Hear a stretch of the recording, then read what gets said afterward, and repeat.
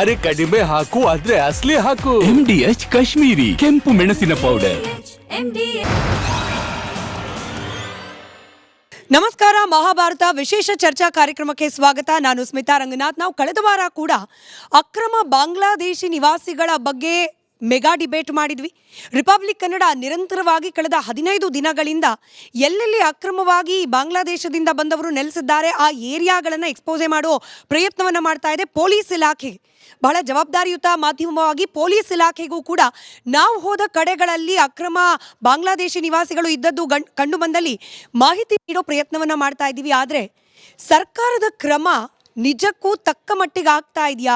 ಈ ಅಕ್ರಮ ಬಾಂಗ್ಲಾದೇಶಿಗರನ್ನ ಗುರುತಿಸಿ ಅವರನ್ನ ಗಡಿಪಾರು ಮಾಡಲಿಕ್ಕೆ ಇಲ್ಲಿ ಕೇವಲ ರಾಜ್ಯ ಸರ್ಕಾರದ ಮಾತ್ರ ಹೊಣೆನಾ? ಕೇಂದ್ರ ಸರ್ಕಾರದ ಹೊಣೆಗಾರಿಕೆ ಇಲ್ವಾ? ನಮ್ಮ ರಾಜ್ಯದ ಶಾಸಕರು, ನಮ್ಮ ರಾಜ್ಯದ ಸಂಸದರು ಇವ್ರು ಮಾಡ್ತಿರುವ ಕರ್ತವ್ಯ ಏನು? ಹಾಗೆ ನಾಗರಿಕರಾಗಿ ನಾವು ಮಾಡಬೇಕಾಗಿರೋ ಕರ್ತವ್ಯ ಏನು? ಹೀಗೆ ಅನೇಕ ಪ್ರಶ್ನೆಗಳು ಇನ್ನೂ ಕೂಡ ಬಾಕಿ ಉಳಿದಿರೋದ್ರಿಂದ ಇವತ್ತಿನ ಮಹಾಭಾರತ ಮೆಗಾ ಡಿಬೇಟ್ನಲ್ಲೂ ಕೂಡ ಅಕ್ರಮ ಬಾಂಗ್ಲಾದೇಶಿ ನಿವಾಸಿಗಳ ವಿಚಾರವನ್ನೇ ಚರ್ಚೆಗೆ ಒಳಪಡಿಸ್ತಾ ಇದ್ವಿ. ಚರ್ಚೆಯಲ್ಲಿ ನಮ್ಮ ಜೊತೆಯಲ್ಲಿ ಬಿಜೆಪಿ ವಕ್ತಾರರಾದ MG ಮಹೇಶ್ ಅವರಿದ್ದಾರೆ, ಹಾಗೆ ಕಾಂಗ್ರೆಸ್ ವಕ್ತಾರರಾದ ನಟರಾಜ್ ಗೌಡರಿದ್ದಾರೆ, ಮುಸ್ಲಿಂ ಮುಖಂಡರಾದ ಸಾದಿಕ್ ಪಾಷಾ ಅವರು, ಹಾಗೆ ಅಬ್ದುಲ್ ರಜಾಕ್ ಅವರಿದ್ದಾರೆ, ಹಿಂದೂ ಜನಜಾಗೃತಿ ವೇದಿಕೆಯ ರಾಜ್ಯ ವಕ್ತಾರರಾದ ಮೋಹನ್ ಗೌಡರಿದ್ದಾರೆ. ನಮಸ್ಕಾರ, ಎಲ್ಲರಿಗೂ ಕಾರ್ಯಕ್ರಮಕ್ಕೆ ಪ್ರೀತಿಯ ಸ್ವಾಗತ. ಹಾಗೆ ಎಂದಿನಂತೆ ಮೆಗಾ ಡಿಬೇಟ್ನಲ್ಲಿ ನಮ್ಮ ಜೊತೆಯಲ್ಲಿ ಆಡಿಯನ್ಸ್ ಕೂಡ ಇದ್ದಾರೆ. ನಮಸ್ಕಾರ, ಎಲ್ಲರಿಗೂ ಕಾರ್ಯಕ್ರಮಕ್ಕೆ ಸ್ವಾಗತ. ನಟರಾಜ್ ಗೌಡ್ರೆ, ನಾವೀ ಅಭಿಯಾನ ಬಾಂಗ್ಲಾ ಬೇಟೆ ಅನ್ನೋ ಅಭಿಯಾನವನ್ನು ಪ್ರಾರಂಭ ಮಾಡಿದ್ವಿ. ಕೆಲ ಹಿಂದೂಪರ ಸಂಘಟನೆಗಳು ಕೂಡ ಸ್ವಯಂ ಪ್ರೇರಿತರವಾಗಿ ಈ ಬಾಂಗ್ಲಾದೇಶಿಗರನ್ನು ಹುಡುಕೋ ಪ್ರಯತ್ನ ಮಾಡ್ತಾ ಇತ್ತು. ನಿನ್ನೆ ಕೆಲವರನ್ನು ಅರೆಸ್ಟ್ ಕೂಡ ಮಾಡಲಾಗಿದೆ. ಅಂದರೆ ಯಾವ ಜವಾಬ್ದಾರಿಯೂ ಇಲ್ಲದೆ, ಯಾವ ರೈಟ್ಸು ಇಲ್ದಲೇ ಅವರೇ ಹೋಗಿ ನುಗ್ಗಿ ದಾಳಿ ಮಾಡ್ತಿದ್ದಾರೆ ಅನ್ನೋ ಕಾರಣಕ್ಕೆ ಹಿಂದೂ ಕಾರ್ಯಕರ್ತರನ್ನು ವಶಕ್ಕೆ ಪಡೆಯಲಾಗಿದೆ. ಇದಕ್ಕೆ ಹೋಮ್ ಮಿನಿಸ್ಟರ್ ಸ್ಟೇಟ್ಮೆಂಟ್ ಕೊಡ್ತಾರೆ, ಕಾನೂನನ್ನು ಕೈಗೆತ್ತಿಕೊಳ್ಳಿಕ್ಕೆ ಯಾರಿಗೂ ಕೂಡ ಹಕ್ಕಿಲ್ಲ. ನಿಜವೇ ಒಪ್ಕೊಳ್ಳೋಣ. ಆದರೆ ಇರೋ ಕಾನೂನನ್ನು ಬಳಸಿ ಅವರನ್ನು ಹೊರಗಾಕಿ ಅಕ್ರಮ ಬಾಂಗ್ಲಾದೇಶಿಗರನ್ನ ಅನ್ನೋದನ್ನು ತಡಿತಿರೋರು ಯಾರು? ಯಾಕಿರೋ ಕಾನೂನು ಬಳಕೆ ಆಗ್ತಿಲ್ಲ ರಾಜ್ಯದಲ್ಲಿ?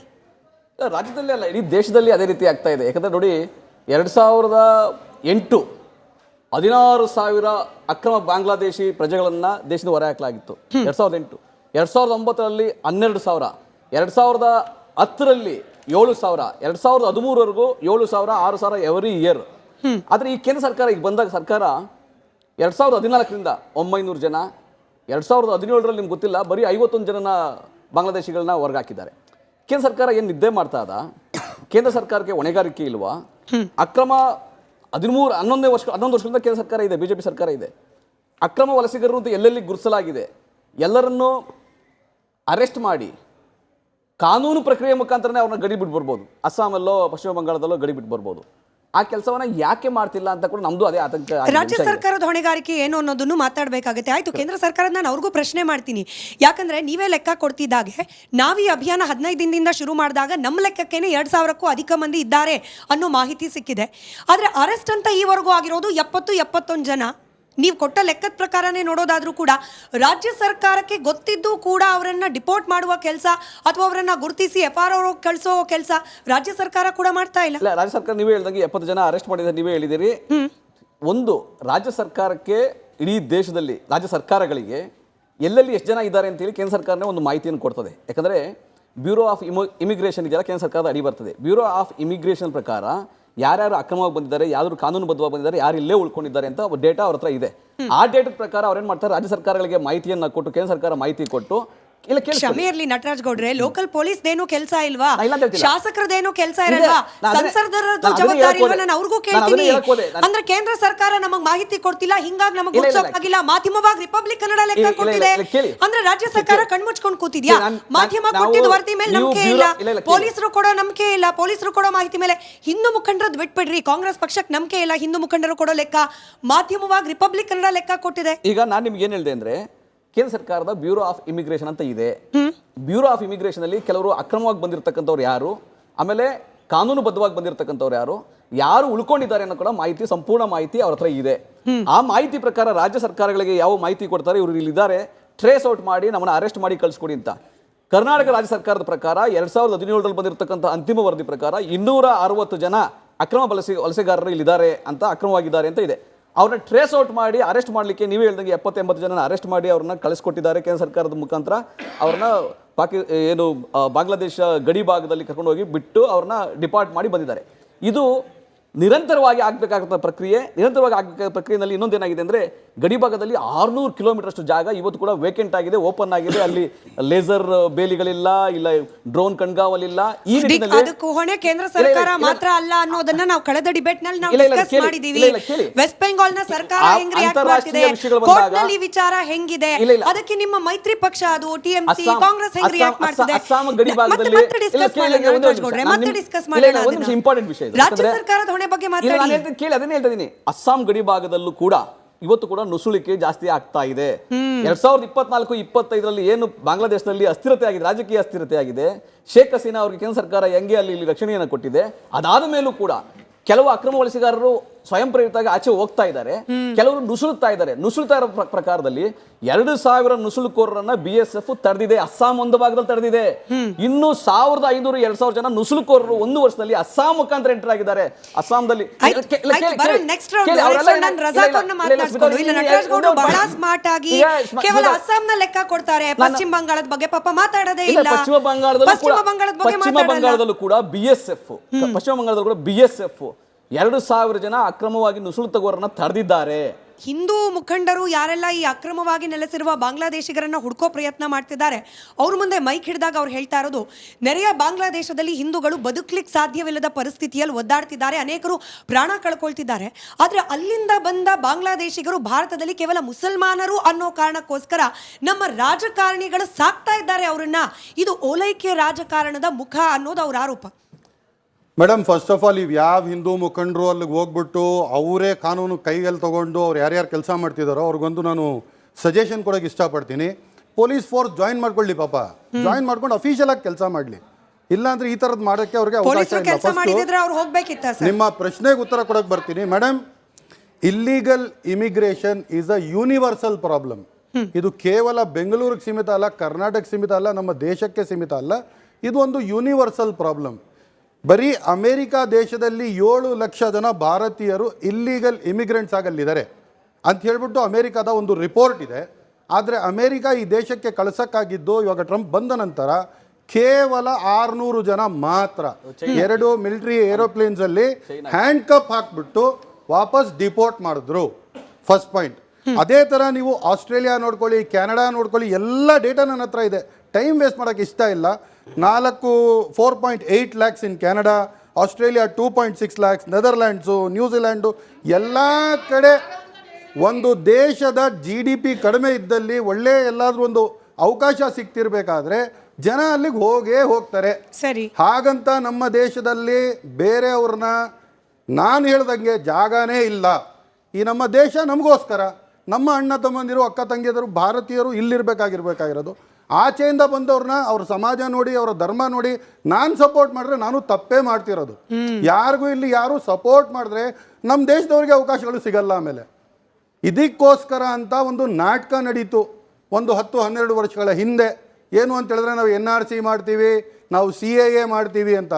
ಡೇಟಾ ಯಾವಾಗ ಅಸ್ಸಾಂದು ಮುಂದೆ ಬಂತು, ಅದರಲ್ಲಿ ಜಾಸ್ತಿ ಸಂಖ್ಯೆಯಲ್ಲಿ ಹಿಂದೂಗಳಿದ್ದಾರೆ ಅನ್ನೋ ಒಂದು ಕಾರಣಕ್ಕೋಸ್ಕರ ಇದನ್ನ ಎಕ್ಸಿಕ್ಯೂಟೇ ಮಾಡಿಲ್ಲ ಇದುವರೆಗೂ. ಸೆನ್ಸಸ್ ಮಾಡಿಲ್ಲ ಇದುವರೆಗೂ. ಹಾಸ್ಯಾಸ್ಪದ ಅಲ್ವಾ?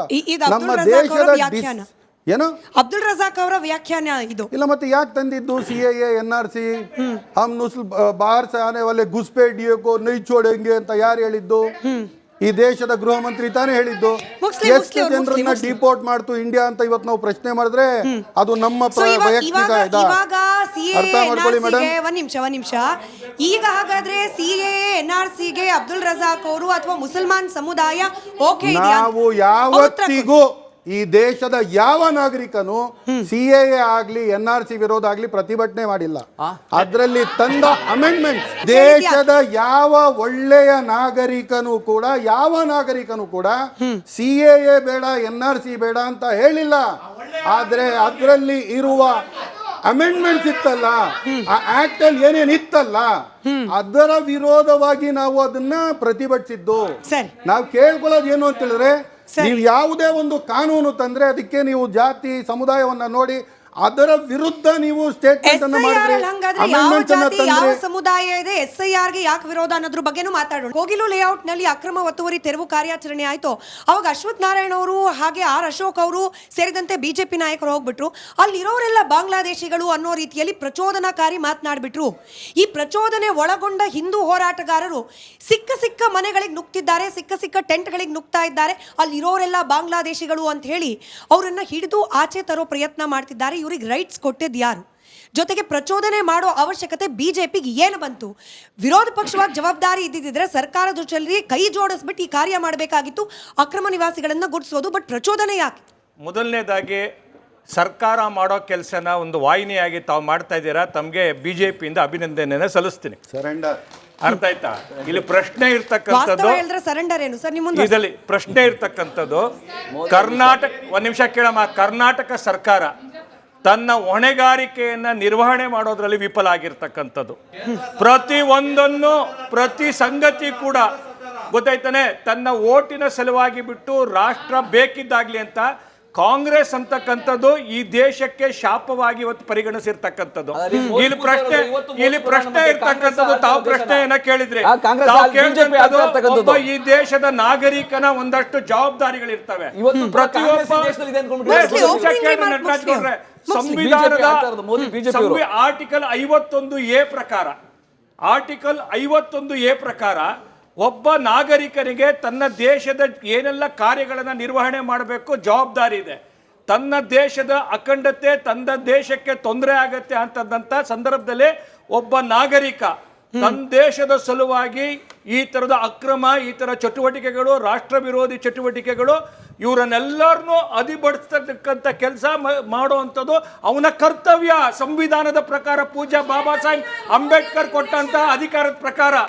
ಆದ್ರೆ ಇಲ್ಲೇನಾಗಿದೆ, ಯಾವ ಪೊಲೀಸರು ಆ ಕರ್ತವ್ಯ ಮಾಡಬೇಕಾಗಿತ್ತು, ಯಾವ ಸರ್ಕಾರ ಆ ಕರ್ತವ್ಯ ಮಾಡಬೇಕಾಗಿತ್ತು, ಈ ನಾಡಿನ ಮಣ್ಣಿನ ಮಗ ಆ ಕಾರ್ಯ ಮಾಡಕ್ ಹೋದ್ರೆ ಯಾರನ್ನೋ ಮೆಚ್ಚಿಸ್ಲಿಕ್ಕೆ ಸಲುವಾಗಿ, ಯಾಕಂದ್ರೆ ಒಂದು ನಿಕಮ್ಮಿ ಸರ್ಕಾರ, ತಾಕತ್ತಿಲ್ದಿರೋ ಸರ್ಕಾರ, ತನ್ನ ಹತ್ರ ಒಂದು ಗೃಹ ಇವತ್ತು ಈ ಕೆಲಸವನ್ನ ಮಾಡ್ತಿದ್ದಾರೆ, ನಾಟಕ ಆಡ್ತಿರ್ತಕ್ಕಂಥದ್ದು. ರಾಜ್ಯ ಬಿಜೆಪಿ ನಾಯಕರ ಪ್ರತಿಕ್ರಿಯೆ ಬಗ್ಗೆ ನಾನು ಪ್ರಶ್ನೆ ಕೇಳಿದೆ ಸರ್. ಪ್ರಚೋದನಾತ್ಮಕವಾಗಿ ರಾಜಕೀಯವಾಗಿ ಈ ಅಕ್ರಮ ಬಾಂಗ್ಲಾ ನುಸುಳುಕೋರರ ವಿಚಾರವನ್ನ ಬಳಕೆ ಮಾಡ್ಕೊಳ್ತಿರೋದನ್ನ ಹೊರತುಪಡಿಸಿದ್ರೆ ನಿಮ್ಮ ಪಕ್ಷದವರು ಕೂಡ ನಿಜವಾಗ್ಲೂ ಅವರನ್ನ ಹುಡುಕಿ ಗುರುತಿಸಿ ಆಚೆ ಹಾಕೋ ಕಾರ್ಯ ಏನಿದೆ? ಅಲ್ಲಿದ್ದವರು, ನಾನು ನೇರವಾಗಿ ಅಶ್ವಥ್ ನಾರಾಯಣ ಅವರು ಬಂದಾಗ್ಲೂ ಇದೇ ಪ್ರಶ್ನೆ ಕೇಳಿದ್ದೆ ಸರ್. ಅಲ್ಲಿರುವವರು ಬಾಂಗ್ಲಾದೇಶಿಗರು ಅಂತ ಹೇಳಿ ಘಂಟಾಘೋಷವಾಗಿ ನೀನು ಅನೌನ್ಸ್ ಮಾಡ್ಲಿಕ್ಕೆ ಮುಂಚೆ ನಿಮ್ಮ ಹತ್ರ ಡಾಕ್ಯುಮೆಂಟ್ಸ್ ಏನಿತ್ತು? ಅವ್ರು ಬಾಂಗ್ಲಾದೇಶದವರು, ಕೋಲ್ಕತ್ತಾದವರು, ಆಂಧ್ರ ಪ್ರದೇಶದವರು, ಏನಿತ್ತು ಡಾಕ್ಯುಮೆಂಟ್ಸ್? ಇದು ಪ್ರಚೋದನೆ ಅಲ್ಲ. ಒಂದು ವಿಷಯ, ಒಂದು ಅಂದಾಜಿನ ಪ್ರಕಾರ ಕರ್ನಾಟಕದ ಒಳಗಡೆ ಏನು ಬೇಗೂರು ಮತ್ತೆ ಎಲೆಕ್ಟ್ರಾನಿಕ್ ಸಿಟಿ, ಯಾವುದು ಉಳಿಮಂಗಳ, ಇವೆಲ್ಲ ಜಾಗದ ಒಳಗಡೆ ಅಂದಾಜು ಇದಕ್ಕೋಸ್ಕರ ಒಂದು ಏನು ಡಿಪೋರ್ಟ್ ಮಾಡಬೇಕು ಅಂತೇಳಿ ಅನೇಕ ಅಂತಾರಾಷ್ಟ್ರೀಯ ಕಾನೂನು ಅನುಸಾರವಾಗಿ ಕಳೆದ 5 ವರ್ಷದಿಂದ ಈ ಪ್ರಕ್ರಿಯೆ ನಡೀತಾ ಇರ್ತಕ್ಕಂಥದ್ದು. ಇದರಲ್ಲಿ ಸುಮಾರು ಒಂದು 17,000 ಜನ 18,000 ಜನ ಇದ್ದಾರೆ ಅಂತೇಳಿ ಎಲ್ಲರಿಗೂ ಒಂದು ಕ್ಯಾಂಪ್ ಒಳಗಡೆ ಇಡಬೇಕು ಅಂತೇಳಿ ಇದೆಲ್ಲ ಇಂಟರ್ನ್ಯಾಷನಲ್ ಮಾನಿಟರಿಂಗ್ ಇದ್ರ ಒಳಗಡೆ ನಡೀತಾ ಇರ್ತಕ್ಕಂಥದ್ದು.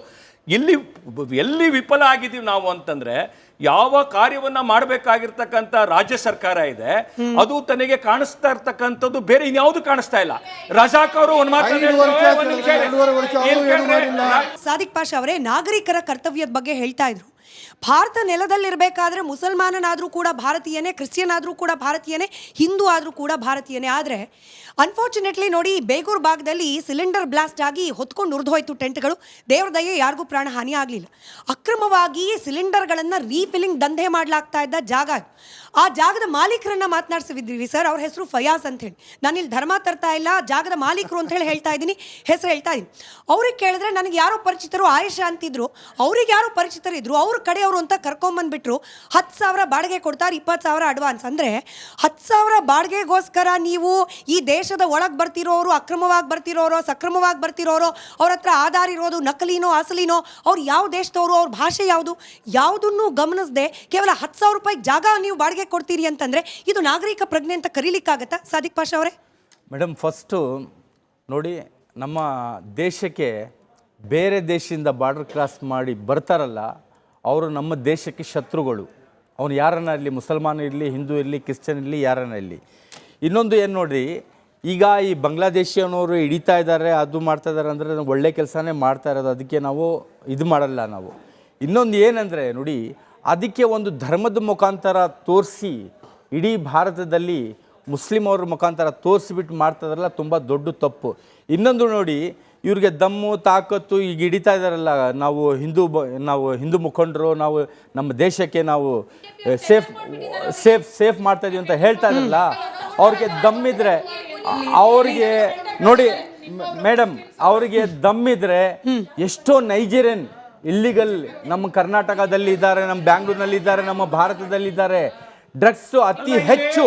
ಒಂದ್ ನಿಮಿಷ, ನೀವು ಮಾತಾಡೋ ಟೈಮ್ನಲ್ಲಿ ನಾನು ಮಾತನಾಡಲಿಲ್ಲ, ನೀವು ಮಾತಾಡೋ ಟೈಮ್ನಲ್ಲಿ ನಾನು ಮಾತನಾಡಲಿಲ್ಲ. ನೋಡಿ ಎಷ್ಟೋ ಇಲ್ಲಿಗಲ್ಲು, ಎಷ್ಟೋ ನೈಜೀರಿಯಿಂದ, ಸೌತ್ ಆಫ್ರಿಕಾದಿಂದ, ಪಾಕಿಸ್ತಾನದಿಂದ, ಬಾಂಗ್ಲಾದೇಶದಿಂದ, ಚೈನಾನಿಂದ ಎಲ್ಲ ಬರ್ತಾರಲ್ಲ, ಅವ್ರ ಮೇಲೆ ಯಾರು ಕಣ್ಣಿಕ್ಕೋದು? ಮುಸಲ್ಮಾನರು ಹೋಗ್ಬೇಕಾ? ಹಿಂದೂ ಮುಖಂಡ ಅಂದ್ರೆ ಭಾರತರು, ಮುಸಲ್ಮಾನ್ ಮುಖಂಡ ಅಂದ್ರೆ ಭಾರತರು. ನಾವು ಏನ್ ಕೆಲಸ ಮಾಡಬೇಕು? ಯಾರಿದ್ರೇನೋ ಅವನು ಶತ್ರುನೇ, ಅವನು ಹಿಂದೂ ಆಗ್ಲಿ, ಕ್ರಿಶ್ಚಿಯನ್ ಆಗ್ಲಿ, ಯಾರಾಗ್ಲಿ. ಒಂದು ಮಗ ಏನಕ್ಕೆ ತೋರಿಸ್ತೀರಾ? ಬೇರೆ ಮುಸಲ್ಮಾನ್ ಅಂತ ಏನಕ್ಕೆ ತೋರಿಸ್ತೀರಾ? ದಮ್ಮಿದ್ರೆ ಮುಸ್ಲಿಂ ಬ್ರದರ್ಹುಡ್ ಅಂತಕ್ಕಂತ ಏನ್ ಈ ಶೀರ್ಷಿಕೆ ಇದೆ, ಸ್ಲೋಗನ್ ಇದೆ, ಇದು ಜಗತ್ತಿಗೆ ಇವತ್ತು ಅಪಾಯ ಆಗ್ತಿರ್ತಕ್ಕಂಥ. ನೋಡಿ, ಯಾಕೆ ಪಾಪ ಮಹೇಶ್ ಜಿ ಇಲ್ಲಿ ಬಂದ್ಬಿಟ್ಟು ಹೇಳ್ತಿದ್ದಾರೆ ಮುಸ್ಲಿಂ ಬ್ರದರ್ಹುಡ್ ಅದು ಇದು.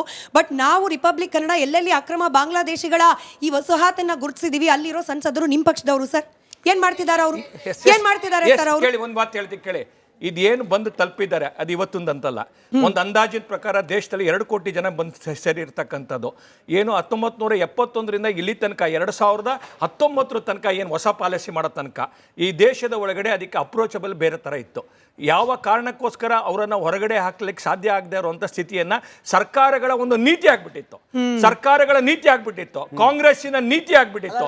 ನಾವು ಅನೇಕ ರಾಜ್ಯಗಳಲ್ಲಿ ಈ ಪ್ಯಾಟರ್ನ್ ಅನ್ನ ಗಮನಿಸ್ತಾ ಇದೀವಿ. ಮಂಗಳೂರಿನಲ್ಲೂ ಕೂಡ ಆಗೋಯ್ತು.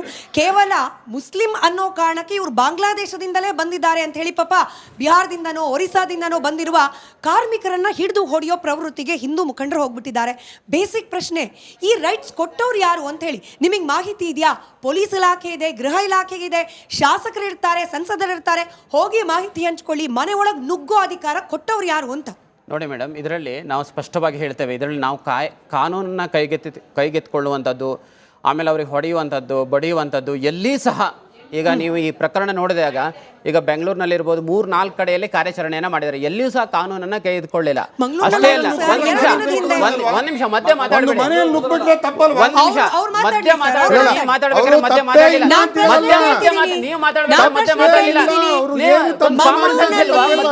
ಮಂಗಳೂರಿನಲ್ಲಿ ಮೋಹನ್ ಗೌಡ್ರೆ ಕಳೆದ 2-3 ದಿನದ ಹಿಂದೆ ಆಯ್ತು, ಹೊಡೆದಾಕಿದ್ದಾರೆ. ಮೇಡಮ್ ಇದ್ರಲ್ಲಿ ನೋಡಿ, ಆ ತರ ಘಟನೆ ಆಗಿದ್ರೆ ಅದು ತಪ್ಪಿದೆ. ಆದ್ರೆ ಬೆಂಗಳೂರು ಘಟನೆಯನ್ನ ನೋಡಿದ್ರೆ 25 ಫೆಬ್ರವರಿ 2025 ನಾವೇ ಬೆಂಗಳೂರು ಪೊಲೀಸ್ ಕಮಿಷನರಿಗೆ DGP ಅವರಿಗೆ ಭೇಟಿ ಮಾಡಿ ಕರ್ನಾಟಕದಲ್ಲಿ ಬೆಂಗಳೂರಿನಲ್ಲಿ ಬಹಳಷ್ಟು ಮಹದೇವಪುರ, ಬೆನರ್ಘಟ್ಟ ಎಲ್ಲ ಪ್ರದೇಶಗಳಲ್ಲಿ ಅಕ್ರಮ ಬಾಂಗ್ಲಾದೇಶಿ ನುಸುಳುಕೋರಿದ್ದಾರೆ. ಯಾಕಂತ ಹೇಳಿದ್ರೆ 2025ರಲ್ಲಿ ಒಂದು ಜಲಾವುದ್ದೀನ್ ಅಂತೇಳಿ ಒಬ್ಬ ನ್ಯಾಷನಲ್ ಇನ್ವೆಸ್ಟಿಗೇಷನ್ ಏಜೆನ್ಸಿಯ ವಿಶೇಷ ನ್ಯಾಯಾಲಯ ಬೆಂಗಳೂರಿನಲ್ಲಿಂದ ಅವನನ್ನು ಎತ್ಕೊಂಡೋಗಿ ಅವನಿಗೆ 7 ವರ್ಷಗಳ ಕಾಲ ಶಿಕ್ಷೆಯನ್ನು ಕೊಟ್ಟಿದೆ. ಇವನು ಜಮಾತ್ ಮುಜಾಹಿದೀನ್ ಬಾಂಗ್ಲಾದೇಶ್ ಈ ಭಯೋತ್ಪಾದಕ ಸಂಘಟನೆಯ ಸದಸ್ಯ. ಇವನಿಗೆ ಶಿಕ್ಷೆನ 7 ವರ್ಷ ಶಿಕ್ಷೆ ಕೊಟ್ಟಿದೆ NIA. ಬೆಂಗಳೂರಿನಲ್ಲಿ NIA 2018ರಿಂದ 2023ವರೆಗೆ 22 ಬಾಂಗ್ಲಾದೇಶಿ ಜಮಿಯತ್ ಮುಜಾಹಿದೀನ್ ಬಾಂಗ್ಲಾದೇಶಿ ಟೆರರಿಸ್ಟ್ಗಳನ್ನು ಅರೆಸ್ಟ್ ಮಾಡಿದ್ರು. ಆ ಸಂದರ್ಭದಲ್ಲಿ ನಾವು DGP ಅವರಿಗೆ ಮನವಿ ಕೊಟ್ಟಿದ್ವಿ, ಕಮಿಷನರ್ಗೆ ಮನವಿ ಕೊಟ್ಟಿದ್ವಿ. ಈ ಥರ ಕರ್ನಾಟಕದಲ್ಲಿ ಬೆಂಗಳೂರಿನಲ್ಲಿ ವಿಶೇಷವಾಗಿ ಈ ರೀತಿ ಅಕ್ರಮ ನುಸುಳುಕೋರಿದ್ದಾರೆ, ಅವರಿಗೆ ಫೇಕ್ ಡಾಕ್ಯುಮೆಂಟ್ ಮಾಡ್ತಾ ಇದ್ದಾರೆ, ಲ್ಯಾಂಡ್ ಎನ್ಕ್ರೋಚ್ಮೆಂಟ್ ಮಾಡ್ತಾ ಇದ್ದಾರೆ, ಡಕಾಯಿತಿ ಕೇಸ್ಗಳಲ್ಲಿದ್ದಾರೆ, ಬಹಳಷ್ಟು ದೇಶ ವಿರೋಧಿ, ರಾಷ್ಟ್ರದ್ರೋಹಿ ಮತ್ತೆ ಆರ್ಮ್ಸ್ ಅನ್ನ ಇವರು ಇಟ್ಕೊಂಡಿದ್ದಾರೆ. ಎಲ್ಲ ಪ್ರಕರಣ ಇದರಲ್ಲಿ ಶಿಕ್ಷೆ ಆಗಿದೆ. ಆದರೂ ಸಹ ಬೆಂಗಳೂರಿನಲ್ಲಿ ಇದ್ರ ಬಗ್ಗೆ ಯಾವುದೇ ಕಾರ್ಯಾಚರಣೆ ಆಗಲಿಲ್ಲ. ಮಾಧ್ಯಮದ ವರದಿ ಪ್ರಕಾರ 20 ಲಕ್ಷ ಅಕ್ರಮ ಬಾಂಗ್ಲಾದೇಶಿ ನುಸುಳುಕೋರಿದ್ದಾರೆ, 1 ಲಕ್ಷ ಜನ ಕೇವಲ ಬೆಂಗಳೂರು ಸಿಟಿಯಲ್ಲೇ ಇದ್ದಾರೆ. ಈಗ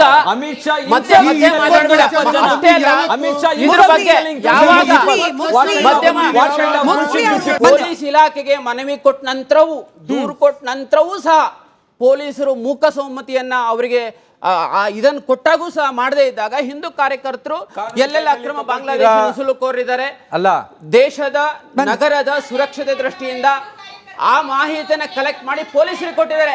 ಅದರಲ್ಲಿ ಏನ್ ತಪ್ಪಿದೆ? ಆ ಕಾರಣಕ್ಕಾಗಿ ಒಬ್ಬ ಹಿಂದೂ ಕಾರ್ಯಕರ್ತರನ್ನ ಅರೆಸ್ಟ್ ಮಾಡುವಂಥದ್ದು, ಬಂಧನ ಮಾಡುವಂಥದ್ದು, ಟಾರ್ಚರ್ ಮಾಡುವಂಥದ್ದು ರಾಜ್ಯ ಸರ್ಕಾರ ಇವತ್ತು ಅಕ್ರಮ ಬಾಂಗ್ಲಾದೇಶಿ ನುಸುಳುಕೋರ ಪರವಾಗಿದೆಯಾ? ದೇಶದ ಭದ್ರತೆ ಜೊತೆಗೆ ರಾಜ್ಯ ಸರ್ಕಾರ ಆಟ ಆಡ್ತಾ ಇದೆಯಾ? ಇವತ್ತು ಬಾಂಗ್ಲಾದೇಶ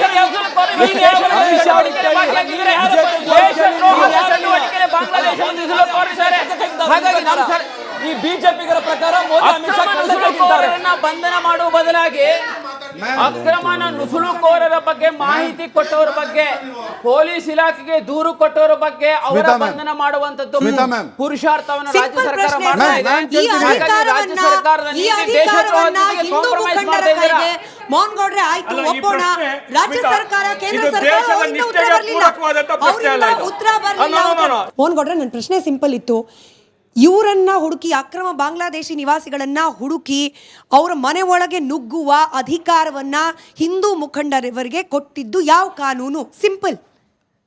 ರಾಜ್ಯ ಸರ್ಕಾರಕ್ಕೆ, ಪೊಲೀಸ್ ಇಲಾಖೆಗೆ ಮನವಿ, ಕಂಪ್ಲೇಂಟ್, ದೂರು ಕೊಟ್ಟಾಗ ಅದನ್ನ ಮಾಡದೇ ಇದ್ದಾಗ ನಾಗರಿಕರು ಸಹಜವಾಗಿ ಕಾನೂನಿನ ಅಡಿನಲ್ಲಿ ಪೊಲೀಸರ ಸಹಾಯದಿಂದ ಅವರ ಮಾಹಿತಿಯನ್ನ ಕಲೆಕ್ಟ್ ಮಾಡಿ ಪೊಲೀಸ್ ಇಲಾಖೆಗೆ ಕೊಟ್ಟಿದ್ದು. ಅದರಲ್ಲಿ ಏನ್ ತಪ್ಪಿದೆ? ಅವ್ರ ಮೇಲೆ ಅಟ್ಯಾಕ್ ಮಾಡಿದಾರ, ಹಲ್ಲೆ ಮಾಡಿದಾರ, ಅವ್ರ ಗುಡಿಸಲಿ ಬೆಂಕಿ ಹಾಕಿದಾರ, ಯಾವ ಕೃತ್ಯನೂ ಮಾಡಿಲ್ಲ. ಕಾನೂನು ಚೌಕಟ್ಟಿನಲ್ಲಿ ಅವರ ಡಾಕ್ಯುಮೆಂಟ್ ಅನ್ನ ಚೆಕ್ ಮಾಡಿದ್ದಾರೆ, ಪೊಲೀಸ್ ಇಲಾಖೆಗೆ ಕೊಟ್ಟಿದ್ದಾರೆ, ಎಲ್ಲಿ ಹೊರಟಿಲ್ಲ. ಕಾನೂನು ಚೌಕಟ್ಟಲ್ಲೇ ಮಾಡಿದಿದ್ರೆ ಇವತ್ತು ಹಿಂದೂ ಮುಖಂಡರೊಬ್ಬರು ಅರೆಸ್ಟ್ ಆಗಿದ್ದಾರೆ. ಯಾಕೆ? ನಟರಾಜ್ ಗೌಡ್ರಿಗೆ ಪ್ರಶ್ನೆ, ಎಷ್ಟು ಪರಿಸ್ಥಿತಿ ಹದಗೆಟ್ಟಿದೆ ಅಂದ್ರೆ 1500 ರೂಪಾಯಿಗೆ ಒಂದು ಆಧಾರ್ ಕಾರ್ಡ್ ಸಿಗ್ತಾ ಇದೆ. ಆ ಆಧಾರ್ ಕಾರ್ಡ್ ನ ಆಧಾರದ ಮೇಲೆ ಬ್ಯಾಂಕ್ ಅಕೌಂಟ್ ಸಿಗ್ತಾ ಇದೆ. ಬ್ಯಾಂಕ್ ಅಕೌಂಟ್ ಇದೆ ಅನ್ನೋ ಕಾರಣಕ್ಕೆ ಬಜಾಜ್ ಫೈನಾನ್ಸ್ ನಲ್ಲಿ 4.5 ಲಕ್ಷ ಲೋನ್ ಸಿಕ್ಕಿದೆ. ನಮ್ಮದೇ ದೇಶದಲ್ಲಿರ್ತಕ್ಕಂಥ ಬಡವರಿಗೆ 400 ರೂಪಾಯಿ ಸರ್, ಕೇವಲ 400 ರೂಪಾಯಿ ಕೂಲಿ ಪಡ್ಕೊಳ್ಬೇಕು ಅಂದ್ರೆ ಎಷ್ಟು ಕಷ್ಟ ಇರುವಾಗ ಎಲ್ಲಿಂದಲೂ ಬಂದವರಿಗೆ ಇಷ್ಟೆಲ್ಲ ಸುವ್ಯವಸ್ಥೆ ಅಂದ್ರೆ ಹೊಟ್ಟೆ ಉರಿಯುತ್ತೆ ಎಂಥವ್ರಿಗಾದ್ರೂ. ಖಂಡಿತ ಈಗ ಹೊಟ್ಟೆ ಉರಿಯುತ್ತೆ.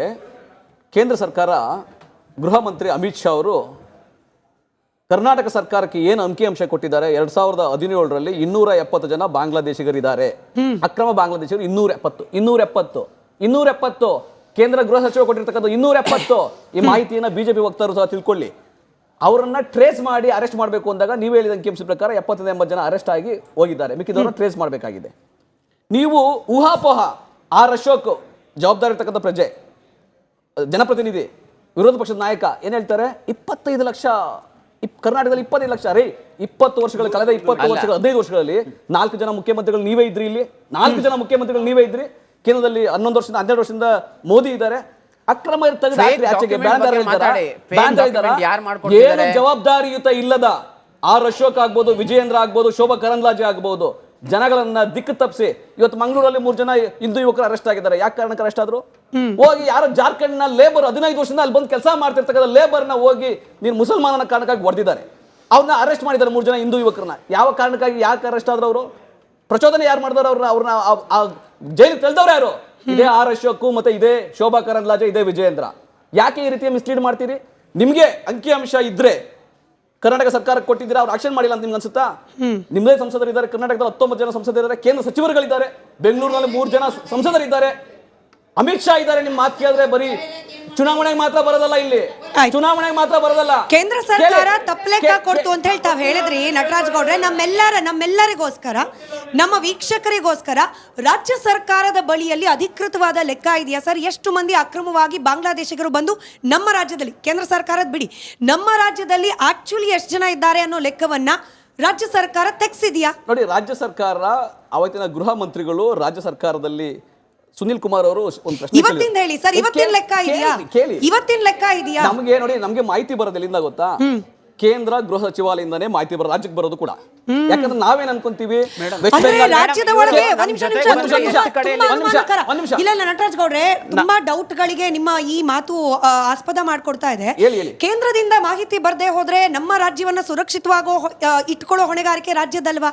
ನಮ್ಮ ರಾಜ್ಯದಲ್ಲಿ ಎಷ್ಟು ಜನ ಅಕ್ರಮವಾಗಿ ಬಂದಿದ್ದಾರೆ, ಅವ್ರು ಏನ್ ಮಾಡ್ತಿದ್ದಾರೆ ಅದನ್ನ ಕಂಡುಹಿಡಿಯೋದು ಲೋಕಲ್ ಪೊಲೀಸ್ ಕರ್ತವ್ಯ ಅಲ್ವಾ? ವೆರಿ ನೈಸ್, ವೆರಿ ವೆಲ್, ತುಂಬಾ ಚೆನ್ನಾಗಿ ಹೇಳಿದ್ರಿ ನೀವು. ನಮಗೆ ರಾಜ್ಯಗಳ ಮಧ್ಯೆ ಗಡಿಗಳಿದ್ದಾವಲ್ಲ, ನಾವ್ಯಾವತ್ತು ಕಣ್ಗಾವಲಿಟ್ಟಿಲ್ಲ. ರಾಜ್ಯಗಳ ಗಡಿ ಒಳಗಿರೋರ್ದು ಹೇಳ್ರಿ ಸರ್. ಬೆಂಗಳೂರಲ್ಲೇನೆ ನಾವು ಹೋಗಿದ್ದ ಕಾಲೋನಿಲೇ ಸಾವಿರಾರು ಜನ ಇದ್ದಾರೆ. ಯಾರಿಗೆ ಲೆಕ್ಕ ಕೊಡ್ತಿದ್ದೀರಿ ನಟರಾಜ್ ಗೌಡ್ರೆ? ಯಾರಿಗೆ ಲೆಕ್ಕ ಕೊಡ್ತಿದ್ದೀರಿ? ರಾಜ್ಯದ ಗಡಿ ಬಿಟ್ಟು ಹಾಕಿ ಬೆಂಗಳೂರು, ಹಾರ್ಟ್ ಆಫ್ ಕರ್ನಾಟಕ, ರಾಜಧಾನಿ ಬೆಂಗಳೂರಿನಲ್ಲೇನೆ ಸಾವಿರಾರು ಜನ ರಿಪಬ್ಲಿಕ್ ಕನ್ನಡ ಕ್ಯಾಮ್ರಾ ಕಣ್ಣಿಗೆ ಸಿಕ್ಕಿದ್ದಾರೆ. ಸರ್ಕಾರದ ಕಣ್ಣಿಗೆ ಕಾಣ್ತಿಲ್ಲ ಅಂದ್ರೆ ಏನಪ್ಪ ಹೇಳೋದು? ಅಂದ್ರೆ ಕೇಂದ್ರ ಸರ್ಕಾರ ಮಾಹಿತಿ ಕೊಡೋವರೆಗೂ ನನ್ನ ಕಣ್ಣಿಗೆ ಪಟ್ಟಿ ಕಟ್ಕೊಂಡಿರ್ತೀವಾ? ನೀವು ಕರ್ನಾಟಕದ ರಾಜ್ಯ ಗೃಹ ಸಚಿವರಿಗಿಂತ ಕೇಂದ್ರ ಸರ್ಕಾರದ ಗೃಹ ಸಚಿವರಿಗಿಂತ ಅತಿ ಹೆಚ್ಚಿನ ಡೇಟಾವನ್ನು ನೀವು ಇಟ್ಕೊಂಡಿದ್ದೀರಿ. ಅಮಿತ್ ಶಾಗೂ ಆ ಡೇಟಾ ಇಲ್ಲ.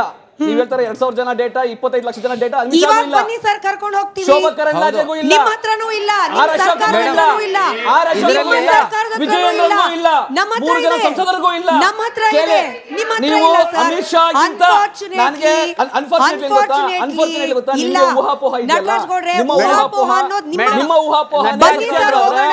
ನಿಮ್ಮ ಊಹಾಪೋಹ ಸತ್ಯ ಅನ್ನೋದಾದ್ರೆ ಬೇಗೂರಿನಲ್ಲಿ ಇಡೀ 5 ಎಕರೆ ನಾವು ಕರ್ಕೊಂಡು ಹೋಗ್ತೀವಿ. ಬನ್ನಿ ನಟರಾಜ್ ಗೌಡ್ರೆ, ನಿಮ್ಮ ಗೃಹ ಸಚಿವರನ್ನ, ನಿಮ್ಮ ಗೃಹ ಸಚಿವರನ್ನ, ನಿಮ್ಮನ್ನ ರಿಪಬ್ಲಿಕನ್ ಬನ್ನಿ. ಈಗ ಸ್ಮಿತಾ ಅವರೇ, ಏನ್ ಗೊತ್ತಾ, ನೀವು ಓವರ್ ಆಲ್ ಏನ್ ಗೊತ್ತಾ, ರಾಜ್ಯ ಸರ್ಕಾರಕ್ಕೆ ಮಾಹಿತಿ ಇಲ್ಲ, ರಾಜ್ಯ ಸರ್ಕಾರ ಏನು ತಪ್ಪು ಮಾಡ್ತಾ ಇರೋ ಬಿಂಬಿಸಕ್ಕೆ ನೀವು ಪ್ರಯತ್ನ ಮಾಡಿದ್ರೆ ಸತ್ಯ ಅಲ್ಲ. ನಾನು ಕೇಂದ್ರ ಸರ್ಕಾರಕ್ಕೂ ಪ್ರಶ್ನೆ ಕೇಳಿದ್ದೀನಿ ಸರ್. ನಾನು ನಿಮ್ಗೆ ಹೊಣೆಗಾರಿಕೆ ಇಬ್ಬರದೂ ಇದೆ. ಡಾಕ್ಟರ್ ಜಿ ಪರಮೇಶ್ವರ್ ಅವರು, ನಾನು ಕೇಳಿ, ಕಳೆದ 5 ವರ್ಷದಿಂದ ಕೇಂದ್ರ ಸರ್ಕಾರನೇ, ಕಳೆದ 5 ವರ್ಷದಿಂದ ಕೇಂದ್ರ ಸರ್ಕಾರನೇ 2021ರಿಂದ 26ರವರೆಗೂ ಕೇಂದ್ರ ಸರ್ಕಾರನೇ ಅಂಕಿಅಂಶಗಳನ್ನ ಬಿಡುಗಡೆ ಮಾಡ್ತಾ ಇಲ್ಲ. ಕೇಂದ್ರ ಸರ್ಕಾರ ನಾವೆಲ್ಲರೂ ಇಲ್ಲಿ ಮಾತನಾಡ್ತಾ ಇದ್ದೀವಿ, ನಾವೆಲ್ಲರೂ ಭಾರತೀಯರಾಗಿ ಮಾತನಾಡ್ತಾ ಇದ್ದೀವಿ. ನಾವು ಮಾತಾಡ್ತಕ್ಕಂಥದ್ದು ಯಾರೋ ಒಬ್ಬ ಶತ್ರು ನಮ್ಮ ದೇಶಕ್ಕೆ ಇವತ್ತಿನ ಪರ ನಮ್ಮ ದೇಶದ ಒಳಗಡೆ ಬಂದು ನುಸುಳಿ ಬಂದು ಕೂತಿದ್ದಾನೆ. ಆತನನ್ನು ಆಚೆ ಹಾಕಬೇಕು ಅಂತ ನಾವು ಎಲ್ಲರೂ ಒಂದಾಗಿ ಯೋಚನೆ ಮಾಡಿ ಮಾತನಾಡಬೇಕಾಗಿತ್ತು. ನಾವು ಇಲ್ಲೇನು ಮಾತನಾಡ್ತಾ ಇದ್ದೀವಿ, ನಾವು ಆತ ಯಾವುದೋ ಒಂದು ಸಮುದಾಯಕ್ಕೆ ಸೇರಿದವನು ಅನ್ನಕ್ಕೋಸ್ಕರ ಅದು ನನಗೆ ಅಂತ ಅನ್ನಿಸ್ತಿದೆ ಕೆಲವರಿಗೆ. ಅದು ಅನ್ನಿಸ್ಬಾರ್ದಾಗಿತ್ತು. ಯಾರು ಬಾಂಗ್ಲಾದೇಶದಿಂದ ಬಂದಿದ್ದಾರೆ, ಇವತ್ತಿನ ಇಮಿಡಿಯೇಟ್ ಶತ್ರು, ನಮ್ಮ ದೇಶದ ಶತ್ರು ಪಾಕಿಸ್ತಾನ, ನಮ್ಮ ದೇಶದ ಶತ್ರು ಬಾಂಗ್ಲಾದೇಶ. ಒಂದ್ ನಿಮಿಷ ಕೇಳ್ರೆ, ನಿಮ್ಗೆ ಯಾರು ಗೊತ್ತಾಯ್ತಾನೆ, ನಮ್ಮ ದೇಶದ ಶತ್ರು ಬಾಂಗ್ಲಾದೇಶ ಗೊತ್ತಾಯ್ತಾನೆ.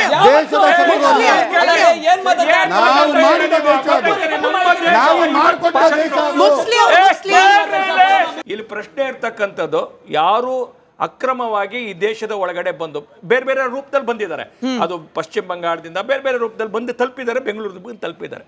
ಇದರಿಂದ ಆಗುವಂತ ತೊಂದರೆ ಯಾರಿಗೆ? ತೊಂದರೆ ಎಲ್ಲರಿಗಲ್ವಾ? ಮೊದಲು ನಾವು ಇದನ್ನ ವಿರೋಧ ಮಾಡುವಂತ ಮಾತುಗಳನ್ನ ಆಡಬೇಕಾಗಿದೆ. ಅದೇ ಆಡ್ತಿರೋದು. ಕೇಳ್ತೀನಿ, ಆಡ್ತಿಲ್ಲ. ಇದ್ರಲ್ಲಿ ಏನ್ ಆಡ್ತಾ ಇದೀವಿ ನಾವು ಅಂತಂದ್ರೆ, ಇವರು ಅವರ ವೈಫಲ್ಯನ ಮುಚ್ಕೊಳ್ಳಕ್ಕೆ ಕೇಂದ್ರ ಸರ್ಕಾರ ಅಂತ ಹೇಳ್ತಿದ್ದಾರೆ. ಇದ್ರಲ್ಲಿ ಒಂದ್ ನಿಮಿಷ ಕೇಳ್ರಿ, ಇದ್ರಲ್ಲಿ ಪ್ರಶ್ನೆ ಇರ್ತಕ್ಕಂಥದ್ದು, ಒಂದು ರಾಜಕೀಯ ಪಾರ್ಟಿಯಾಗಿ ಒಂದು ಓಲೈಕೆ, ಒಂದು ವೋಟ್ ಬ್ಯಾಂಕಿನ ಸಲುವಾಗಿ INDA ಭಾಗ ಮತ ಮಾಡಿರ್ತಕ್ಕಂಥ ಕೆಲಸಗಳು. ಈಗ ನಿಮ್ಮೊಂದು ಮಾತಾಡ್ತೀನಿ, ನೀವು ಓಲೈಕೆ ಮಾಡಿಲ್ಲ ಅಂತಂದ್ರೆ, ಇವತ್ತು ವೇಣುಗೋಪಾಲ್ ಮಾತು ಕೇಳೋ ಅವಶ್ಯಕತೆ ಇರಲಿಲ್ಲ, ಇವತ್ತು ಪಿಡಿಎನ್ ವಿಜಯನ್ ಮಾತನ್ನು ಕೇಳುವಂತ ಅವಶ್ಯಕತೆ ಇರಲಿಲ್ಲ, ಪಿಡಿಎನ್ ವಿಜಯನ್ ಮಾತನ್ನು ಕೇಳುವಂತ ಅವಶ್ಯಕತೆ ಇರಲಿಲ್ಲ. ಇವತ್ತು ನಾನು ನಿಮ್ ಅಪೇಕ್ಷೆ ಮಾಡ್ತಿರ್ತಕ್ಕಂಥದ್ದು, ಒಬ್ಬ ರಜಾಕ್ ಹತ್ರ, ಒಬ್ಬ ಸಾದಿಕ್ ಬಾಯ್ ಹತ್ರ, ಒಬ್ಬ ಇಲ್ಲಿ ಕೂತಂತ ನಮ್ಮ ಸ್ನೇಹಿತರ ಹತ್ರ ಅಲ್ಲ. ಇವತ್ತು ಕೇಳ್ರಿ, ಇವತ್ತು ಮುಸಲ್ಮಾನ ಅನ್ನೋ ಒಂದೇ ಕಾರಣಕ್ಕೋಸ್ಕರ ನೀವೆಲ್ಲರೂ ಕೂಡ ಅವರ ಬಗ್ಗೆ ಮಾತನಾಡುವಂತದ್ದಾಗ್ಬಿಟ್ರೆ ಇದು ದೇಶದ್ರೋಹದ ಕೆಲಸವನ್ನ ಮಾಡ್ತಿರ್ತಕ್ಕಂಥದ್ದು. ಇಲ್ಲಿ ಕೂತಿರ್ತಕ್ಕಂಥವ್ರು, ನಾವು ನಮ್ಮ ದೇಶಕ್ಕೆ ಬಂದಿರತಕ್ಕಂಥ ಇವತ್ತಿನ ಸಮಸ್ಯೆ, ಇವಾಗ ಬಂದಂತ ಸವಾಲುಗಳನ್ನ ನಾವೆಲ್ಲರೂ ಒಟ್ಟಿಗೆ ನಿಂತು ಅದನ್ನ ಎದುರಿಸಬೇಕಾಗಿರತಕ್ಕಂಥದ್ದು ಗೊತ್ತೈತೇನೆ. ಆದ್ರೆ ಮುಸಲ್ಮಾನ ಅನ್ನೋ ಒಂದೇ ಕಾರಣಕ್ಕೋಸ್ಕರ ನಾನು ಯಾರಿಗೆಲ್ಲ ಮುಸಲ್ಮಾನರು ಏನೇ ಅಕ್ರಮ ಮಾಡಿದ್ರು, ಏನೇ ಭಯೋತ್ಪಾದಕ ಚಟುವಟಿಕೆ ಮಾಡಲಿ, ಒಬ್ಬ ಮುಲ್ಲ ಆಚೆ ಬಂದಿದ್ದಾನೆ. ಸರಿ ಆಯ್ತು ರಜಾಕ್ ಅವರೇ, ಆಗ್ಲೇ ಪಾಷಾ ಅವ್ರು ಮಾತನಾಡುವಾಗ್ಲೂ ಹೇಳಿದ್ರು, ಇಲ್ಲಿ ಧರ್ಮ ನೋಡಬಾರ್ದು, ಅವ್ರು ಎಲ್ಲಿಂದ ಬಂದಿದ್ದಾರೆ, ಅವರಿಂದ ಏನ್ ಆಪತ್ತು ನೋಡಬೇಕು. ಬಟ್ ರಾಜಕಾರಣಿಗಳು ನೋಡ್ತಿರೋದೇ ಧರ್ಮ ಅಲ್ವಾ? ಅನ್ಫಾರ್ಚುನೇಟ್ಲಿ ಅವರಿಂದ ಹಾಕಲಾಗುವ ಓಟ್ಗಳಿಗೋಸ್ಕರ ಅವ್ರಿಗೆ ಫ್ರೀಯಾಗಿ Aadhaar card, current connection, water connection ಕೊಟ್ಟು ಸಾಕ್ತಿರೋದು ನನ್ನ ಪಕ್ಷ ಹೇಳ್ತಿಲ್ಲ ಸರ್. ಓವರ್ ಆಲ್ ರಾಜಕಾರಣಿಗಳಿಂದಾಗಿ ಅಕ್ರಮ ನಿವಾಸಿಗಳು ಇಲ್ಲಿ ಆರಾಮಾಗಿದ್ದಾರೆ ಅನ್ನೋ ಆರೋಪ ಇದೆ. ಬಿಕಾಸ್ ಆಫ್ ಧರ್ಮ. ಅಮಿತ್ ಶಾ ಆಗ್ಲಿ, ಮೋದಿ ಆಗ್ಲಿ, ಇವರು ಶುರು ಮಾಡಿದ್ದನ್ನ ಅಲ್ಲ, NRC CAA ತಂದಾಗ ಇವ್ರು ಏನ್ ಮಾಡಿದ್ರು, ಪ್ರಪಂಚದ ನಮ್ಮ ದೇಶದ ಒಂದು 7 ಕಂಟ್ರೀಸ್ ಅಕ್ಕಪಕ್ಕ ಇದಾರಲ್ವಾ, ಆ ಕಂಟ್ರೀಸ್ ಇಂದ ಎಲ್ಲ ಹಿಂದೂಗಳು ಬರ್ಬಾರ್ದು, ಮುಸಲ್ಮಾನರು ಬರಬಾರ್ದು, ಇದೆಲ್ಲ ರಾಜಕಾರಣಕ್ಕೋಸ್ಕರನೇ ಮಾಡೋದು. ಆದ್ರೆ ನಾನಿವತ್ತು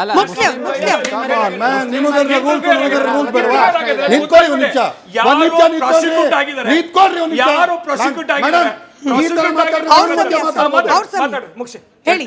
ಪ್ರಾಸಿಕ್ಯೂಟ್ ಮಾಡಿ. ನಾನು ಈ ದೇಶದ ನಾಗರಿಕನಾಗಿ ಅಕಸ್ಮಾತ್ ನಾರ್ತ್ ಈಸ್ಟರ್ನ್ ಸ್ಟೇಟ್ಸ್ಗೆ ಹೋಗ್ಬೇಕಾದ್ರೆ ಅದು ಮಿಜೋರಾಂ ಆಗಿರಲಿ, ಮೇಘಾಲಯ ಆಗಿರಲಿ, ಮಣಿಪುರ ಆಗಿರಲಿ, ತ್ರಿಪುರ ಆಗಿರಲಿ, 360 ರೂಪಾಯಿ ಎಂಟ್ರಿ ಪರ್ಮಿಟ್ ಕೊಟ್ಟು ಒಳಗಡೆ ಹೋಗ್ಬೇಕು. ನಾನು ಕರ್ನಾಟಕದಿಂದ ನಾನು ಮಿಜೋರಾಂಗೆ ಹೋಗ್ಬೇಕಾದ್ರೆ ನಾನು ಎಂಟ್ರಿ ಪರ್ಮಿಟ್ ಕೊಟ್ಬಿಟ್ಟು ಹೋಗ್ಬೇಕು. ಕೊಟ್ಟಿದ್ದೀನಿ ನಾನು ಪ್ರಶ್ನೆ ಮಾಡೋದು, ಕರ್ನಾಟಕ ರಾಜ್ಯ ಯಾವ ಬಾರ್ಡರ್ ಸ್ಟೇಟು ಇಂಟರ್ನ್ಯಾಷನಲ್ ಬಾರ್ಡರ್ನ ಶೇರ್ ಮಾಡಲ್ಲ.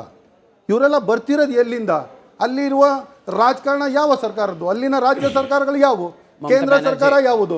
ಇವತ್ತು ಇವ್ರು ಇಲ್ಲಿ ನಿಂತ್ಕೊಂಡು ಅಶೋಕ ಅವರಾಗಿರಲಿ, ಇಲ್ಲ ಅಶ್ವಥ್ ನಾರಾಯಣ ಅವರಾಗಿರಲಿ, MG ಮಹೇಶ್ವರ್ ಆಗಿರಲಿ, 25 ಲಕ್ಷ ಜನ ಕರ್ನಾಟಕದಲ್ಲಿದ್ದಾರೆ. ಇವ್ರಿಗೆ ಗೇಟ್ ಪಾಸ್ ಕೊಟ್ಟವ್ರು ಯಾರು? ಇದನ್ನ ಪ್ರಶ್ನೆ ಮಾಡ್ಬೇಕಿರೋದು ಯಾರಿಗೆ? ಅಲ್ಲೇ ನೀವು ತಡೆ ಮಾಡಕ್ ಆಗಿಲ್ವಾ? ಮೆಕ್ಸಿಕೋ ವಾಲ್ ಕಟ್ಟಿಸಿದ್ರಲ್ಲ ಟ್ರಂಪು, ಅವಾಗ ಇಲ್ಲಿಂದ ನಮ್ಮ ದೇಶದವರು ಎಷ್ಟು ಜನ ಸಿಕ್ಕಾಕೊಂಡ್ರು. ಆ ಥರ ನಾವು ಡಿಫೆನ್ಸ್ ಬಜೆಟ್ 6.5 ಲಕ್ಷ ಕೋಟಿ ಖರ್ಚು ಮಾಡ್ತಿರೋರು, ಒಂದು ವಾಲ್ ಹಾಕೊಳಕ್ಕಾಗಲ್ವಾ? ಜಾಗ ಕೊಡ್ತಿಲ್ಲ, ಜಾಗ ಕೊಡ್ತಿಲ್ಲ, ಯಾವ ನಾಟಕ ಇದು? ಅವ್ರು ಕಳಿಸಿದ್ರು ಸರಿ ರಜಾಕ್ ಅವರೇ, ಇಲ್ಲಿರೋ ರಾಜಕಾರಣಿಗಳು ಸಾಕೊಂಡಿದ್ದಾರೆ ಅವರು. ಇಲ್ಲ, ಕೇಳಿ ಆಚೆ ಯಾಕೆ ಆಗ್ತಿಲ್ಲ ಮತ್ತೆ? ಇಲ್ಲ, ಕೇಳಿ ಆಚೆ ಯಾಕೆ ಹೇಳ್ತೀನಿ, ಆಗ್ತಿಲ್ಲ ಮತ್ತೆ? ಕೇಳಿ. ನಾನು ಹೇಳ್ತಿರೋದು ಬರ್ಮಾದಿಂದ ಬರ್ತಿರುವ ರೋಹಿಂಗ್ಯಸ್ ಆಗ್ಲಿ, ಇಲ್ಲ ನೇಪಾಳದಿಂದ ಬರ್ತಿರುವ ನೇಪಾಳಿಗಳಾಗಿರ್ಲಿ, ಇಲ್ಲ ಭೂಟಾನಿಂದ ಬರ್ತಿರುವ ಬೋಡೋಸ್ ಆಗಿರ್ಲಿ, ಟಿಬೆಟ್ ಇಂದ ಬರ್ತಿರುವ ಲಾಮಾಸ್ಗಳಾಗಿರ್ಲಿ, ಅವ್ರು ಯಾರೇ ಆಗಿರ್ಲಿ, ಅದರಲ್ಲಿ ಲೀಗಲ್ ಯಾರು ಇಲ್ಲಿಗಲ್ ಯಾರು ಅಂತ ಕೇಳ್ಕೊಳಕ್ಕೆ ನಮ್ಮ ಹತ್ರ ಒಂದು ಸಿಸ್ಟಮ್ ಅನ್ನೋದು ಇಲ್ವೇ ಇಲ್ಲ. ಒಂದು ನಮ್ಗೊಂದು ರಾಜ್ಯಕ್ಕಲ್ಲ, ಮಹಾರಾಷ್ಟ್ರದಲ್ಲೂ ಇದ್ದಾರೆ, ಇಂಡೋರ್ನಲ್ಲೂ ಇದ್ದಾರೆ, ಮಧ್ಯಪ್ರದೇಶದಲ್ಲೂ ಇದ್ದಾರೆ. ಇರ್ರಿ, ನಾನು ಇವತ್ತು ಕೇಳಕ್ ಏನ್ ಪ್ರಶ್ನೆ ಮಾಡ್ತೀರಿ? ನಾನು ಆಸ್ ಅ ಇಂಡಿಯನ್ ಸಿಟಿಸನ್, ಒಂದು ಸ್ಟೇಟ್ ಮೇಲೆ ನೀವು ಇವತ್ತು ಕಾಂಗ್ರೆಸ್ ಸರ್ಕಾರ ಇದೆ ಅಂತ ಬಿಟ್ಟು ನೀವು ಬೆರಳು ತೋರ್ಸಕ್ ಹೋಗ್ತಿದ್ದೀರಲ್ಲ, ಬರ್ತಿರೋದೇ ಬಾರ್ಡರ್ ಸ್ಟೇಟ್ಸ್ ಗಳಿಂದ, ಅಲ್ಲಿ ಬಿಜೆಪಿ ರೂಲ್. ಅದಕ್ಕೆ ನಾನು ಹೇಳಿದ್ದು ಸರ್, ನಾನು ಕೇಂದ್ರ ರಾಜ್ಯ ಡಿಫ್ರೆನ್ಸಿಯೇಷನ್ ಬಿಟ್ಟು ನಾನು ಪ್ರಶ್ನೆ ಕೇಳಿದ್ದು. ಆಯ್ತು ಸರ್, ನಾನು ಅದಕ್ಕೆ ಪ್ರಶ್ನೆ ಕೇಳಿದ್ದು. ಅವ್ರು ಕಳಿಸ್ತಿದ್ದಾರೆ, ಬಂದೆ ಸರ್, ನಿಮಗೂ ಕೇಳ್ತೀನಿ ಪ್ರಶ್ನೆ, ನನ್ನ ಹತ್ರ ಇದೆ. ರಜಾಕ್ ಅವ್ರ ನನ್ನ ಪ್ರಶ್ನೆಗೆ ಉತ್ತರ ಕೊಟ್ಟಿಲ್ಲ. ನೀವು ದೊಡ್ಡ ಲೆಕ್ಕ ಕೊಟ್ರಿ, ಕಾನೂನೆಲ್ಲ ಹೇಳಿದ್ರಿ, ಬಟ್ ನೀವು ಹೇಳಿದ್ರಿ ಕೇಂದ್ರ ಸರ್ಕಾರದವ್ರು ಕಳಿಸ್ತಿದ್ದಾರೆ ಅಂದ್ರೆ ಬಿಡ್ತಾ ಇದ್ದಾರೆ ರಾಜ್ಯಗಳ ಒಳಗೆ. ನಾನು ಕೇಳಿದ ಸಿಂಪಲ್ ಪ್ರಶ್ನೆ, ಅವ್ರು ಬಿಟ್ರು, ಇಲ್ಲಿರೋರು ಸಾಕೊಳ್ತಿದ್ದಾರಾ?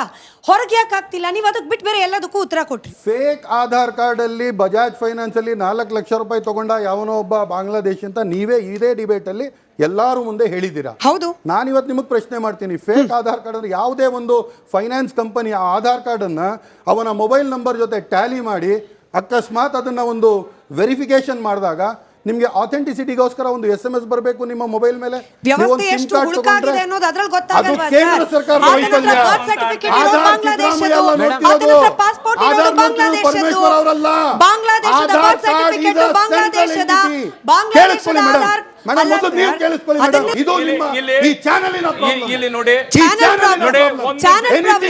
ರಜಾಕ್ ಅವ್ರ ಪ್ರಕಾರ ಅಕ್ರಮ ಬಾಂಗ್ಲಾದೇಶಿಗಳನ್ನ ಹುಡುಕಿ ಆಚೆ ತೆಗೆಯೋದು ಚಾನೆಲ್ ನ ತಪ್ಪಂತೆ. Thank you so much. ನೀವು ತಪ್ಪು ಅಂದ್ರೆ ನಮ್ಮ ಕೆಲಸ ನಾವು ಮಾಡ್ತೀವಿ, ನೀವು ತಪ್ಪು ಅಂದ್ರೆ ನಮ್ಮ ಕೆಲಸ ನಾವು ಮಾಡ್ತೀವಿ. ಮಹೇಶ್, ಒಂದ್ ನಿಮಿಷ ತುಂಬಾ ಮಾತಾಡಿದ್ದೀರಿ ಸರ್.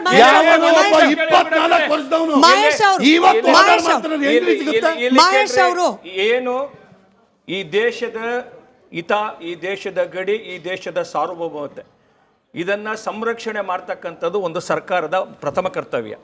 ಅವತ್ತಿನ ಸಂದರ್ಭದ ಒಳಗಡೆ ಏನು ದೇಶದ ಸ್ವಾತಂತ್ರ್ಯ ಆದ ನಂತರ ಏನು ಚೈನಾದ ಸಮಸ್ಯೆ ಉದ್ಭವ ಆದಂಥ ಟಿಬೆಟರ್ಗೆ, ಮಯನ್ಮಾರ್ ಸಮಸ್ಯೆ ಆದಂಥ ಸಂದರ್ಭದಲ್ಲಿ ರೋಹಿಂಗಾಗಳಿಗೆ, ಹಾಗೆ ಇದೆಲ್ಲ ಸಂಗತಿಗಳು ಇದೆಲ್ಲ ಆದಂತ ತಮಿಳಿನ ಸಮಸ್ಯೆ ಆದಾಗ ಕೇಳ್ತೀನಿ.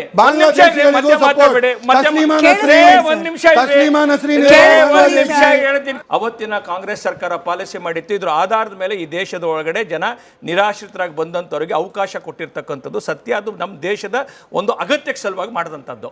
ಅದು ಆದ ನಂತರ ಏನಾಗಿದೆ, 71ರ ಏನು ಯುದ್ಧ ಆಗ್ತದೆ, 71ರ ಯುದ್ಧ ಇವರ ಕಾಂಗ್ರೆಸ್ಸಿಗರ ಒಂದು ತಪ್ಪು ನಿರ್ಧಾರದ ಏನಿದೆ ವಿಷಯ ತಪ್ಪು ನಿರ್ಧಾರ ಅಂತಂದ್ರೆ 1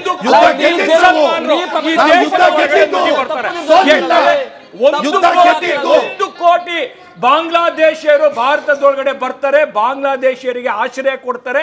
ಅವರು ಇಡೀ ದೇಶದ ಬೇರೆ ಬೇರೆ ಭಾಗದಲ್ಲಿ ಇವತ್ತು ವಿಂಗಡಣೆ ಆಗಿದ್ದಾರೆ. ಎಷ್ಟು ಜನ? 1 ಕೋಟಿ ಜನ ಬಂದಿರತಕ್ಕಂಥದ್ದು. ಇವತ್ತು ದೊಡ್ಡ ಸಂಖ್ಯೆ ಇದು. ಇವತ್ತು 1 ಕೋಟಿ ಜನರನ್ನ ಡಿಪೋರ್ಟ್ ಮಾಡ್ತಕ್ಕಂಥದ್ದು ದೊಡ್ಡ ಸಂಗತಿ. ಇಲ್ಲಿ ಪ್ರಶ್ನೆ ನಾನು ನಿಮಗೆ ಏನು ಮಾಡಬೇಕಾಗಿರ್ತಕ್ಕಂಥದ್ದು, ಒಂದು ರಾಜ್ಯ ಸರ್ಕಾರವಾಗಿ ತನ್ನ ರಾಜ್ಯದ ಒಳಗಡೆ ಕರ್ನಾಟಕದ ಕಳೆದ 1 ವರ್ಷದ ಕ್ರೈಮ್ ಬ್ಯೂರೋ ರಿಪೋರ್ಟ್ ತೆಗೆದ್ರೆ 100 ಪ್ರಕರಣಗಳಲ್ಲಿ ಬಾಂಗ್ಲಾದೇಶಿಯರಿದ್ದಾರೆ, ಕಿಡ್ನಾಪ್ ಕೇಸಸ್ ಅಲ್ಲಿ ಇದ್ದಾರೆ, ಕೊಲೆ ಮಾಡೋ ಕೇಸಸ್ ಅಲ್ಲಿ ಬಾಂಗ್ಲಾದೇಶಿಯರಿದ್ದಾರೆ. ಆಯ್ತಾ? ಇದು ಹೇಳ್ತಿ ಕೇಳಿ, ಬಾಂಗ್ಲಾದೇಶಿಯರಿದ್ದಾರೆ. ಈ ರೀತಿಯ ಕ್ರಿಮಿನಲ್ ಚಟುವಟಿಕೆ ಒಳಗಡೆ ಬಾಂಗ್ಲಾದೇಶಿಯರಿದ್ದಾರೆ. ನನಗೆ ಅರ್ಥ ಆಗ್ತಾ ಇಲ್ಲ. ರಜಾಕ್ಗೆ, ಸಾದಿಕ್ಗೆ ಇಲ್ಲಿ ಕೂತಂತವ್ರಿಗೆ ಎಲ್ಲಿ ಇರುವೆ ಕಚ್ಚುತ್ತಾ ಇದೆ ಗೊತ್ತಾಗ್ತಾ ಇಲ್ಲ. ಯಾಕೆ ಅಂತಂದ್ರೆ ನಿಮ್ಗೆ ಏನಾಗ್ತಿದೆ ಗೊತ್ತಾಗ್ತಾ ಇಲ್ಲ. ಮಾನವೀಯತೆ ದೃಷ್ಟಿಯಿಂದ ಅವರನ್ನ ಸರಿಯಾದ ರೀತಿಯಲ್ಲಿ ವಾಪಸ್ ಕಳಿಸ್ಬೇಕು, ಇಲ್ಲಾಂದ್ರೆ ಇಲ್ಲಿ ಉಳಿಸ್ಕೊಳ್ಳಿಕ್ಕೆ ಕಾನೂನಾತ್ಮಕವಾಗಿ ಯಾವ್ದಾದ್ರು ಪ್ರಕ್ರಿಯೆ ಇದೆಯಾ ಅದನ್ನ ಗಮನಿಸಬೇಕು ಅಂತ ಕೂಡ ಕೆಲ ಮಹಾನ್ ಮಾನವತಾವಾದಿಗಳು ಮಾತನಾಡ್ತಿದ್ದಾರೆ ಸರ್. ಬಟ್ ನಾವು ರಿಪೋರ್ಟಿಂಗ್ ಹೋದ ಸಂದರ್ಭದಲ್ಲಿ ಕ್ಯಾಮ್ರಾ ಮುಂದೆ ಜೈ ಭಾರತ್ ಮಾತಾ ಅಂದಾಗ ಜೈ ಬಾಂಗ್ಲಾ ಅಂದವ್ರಿಗೆ, ಪಾಕಿಸ್ತಾನ ಪರವಾಗಿ ಘೋಷಣೆ ಕೂಗೋವ್ರಿಗೆ, ಭಾರತದ ನೆಲದಲ್ಲೇ ಇದ್ದು ಭಾರತದ ವಿರುದ್ಧವಾಗಿ ಚಟುವಟಿಕೆ ಮಾಡುವವರಿಗೆ ನಾವು ಮಾನವೀಯತೆ ದೃಷ್ಟಿಯಿಂದ ನೋಡ್ಬೇಕಾ ಪಾಷ ಅವರೇ? ಆಚೆ ಬಾರ್ಡರ್ ಕ್ರಾಸ್ ಮಾಡಿ ಯಾರು ಬರ್ತಾರೆ ಅವರನ್ನ ಆಚೆ ಕಳಿಸ್ಬೇಕು. ನೋಡಿ, ಈ ಕಾನೂನು ಮಾಡೋ ಕೆಲಸ ಯಾಕೆ ಜನಗಳು ಕೈನಲ್ಲಿ ತಗೊಳ್ತಾರೆ? ಕಾನೂನು ಮಾಡ್ತಿಲ್ಲ ಅಂತ. ಕಾನೂನು ಮೇಲೆ ವಿಶ್ವಾಸ ಇಲ್ವಾ? ಯಾಕೆ ವಿಶ್ವಾಸ ಇಲ್ಲ? ಕಾನೂನು ಇರ್ತಾ ಇಲ್ಲ ಅಂದ್ರೆ ನಾವೆಲ್ಲ ಇರ್ತೀವ ಇಲ್ಲಿ ಎಲ್ಲ ಇಡೀ ಕರ್ನಾಟಕ ಎಲ್ಲ ಕ್ರೈಮ್ ಆಗ್ತಾ ಇತ್ತು. ನೋಡಿ, ಈಗ ಮಾಹಿತಿ ಏನು ಗೊತ್ತಾದ್ರೆ ಬಾಂಗ್ಲಾದೇಶಿ ಅಂತ ಮಾಹಿತಿ ಡಿಪಾರ್ಟ್ಮೆಂಟ್ ಕೊಡ್ಬೇಕು, ಕಾನೂನಿಗೆ ಕೊಡ್ಬೇಕು. ಇವರ ಮನೆಯಲ್ಲಿ ಹೋಗ್ಬಿಟ್ಟು ಬಲವಂತವಾಗಿ ನೋಡಿ, ಇದ್ರಲ್ಲಿ ನೀವು ರಿಪೋರ್ಟ್ ತಗೊಂಡಿದ್ದೀರಲ್ಲ, ಅದ್ರಲ್ಲಿ ಕಲ್ಕತ್ತಾನವ್ರಿದ್ದಾರೆ, ಅವ್ರ ಭಾಷೆ ಒಂದು, ಬಾಂಗ್ಲಾದೇಶದ್ದು ಕಲ್ಕತ್ತಾ ಭಾಷೆ ಒಂದು.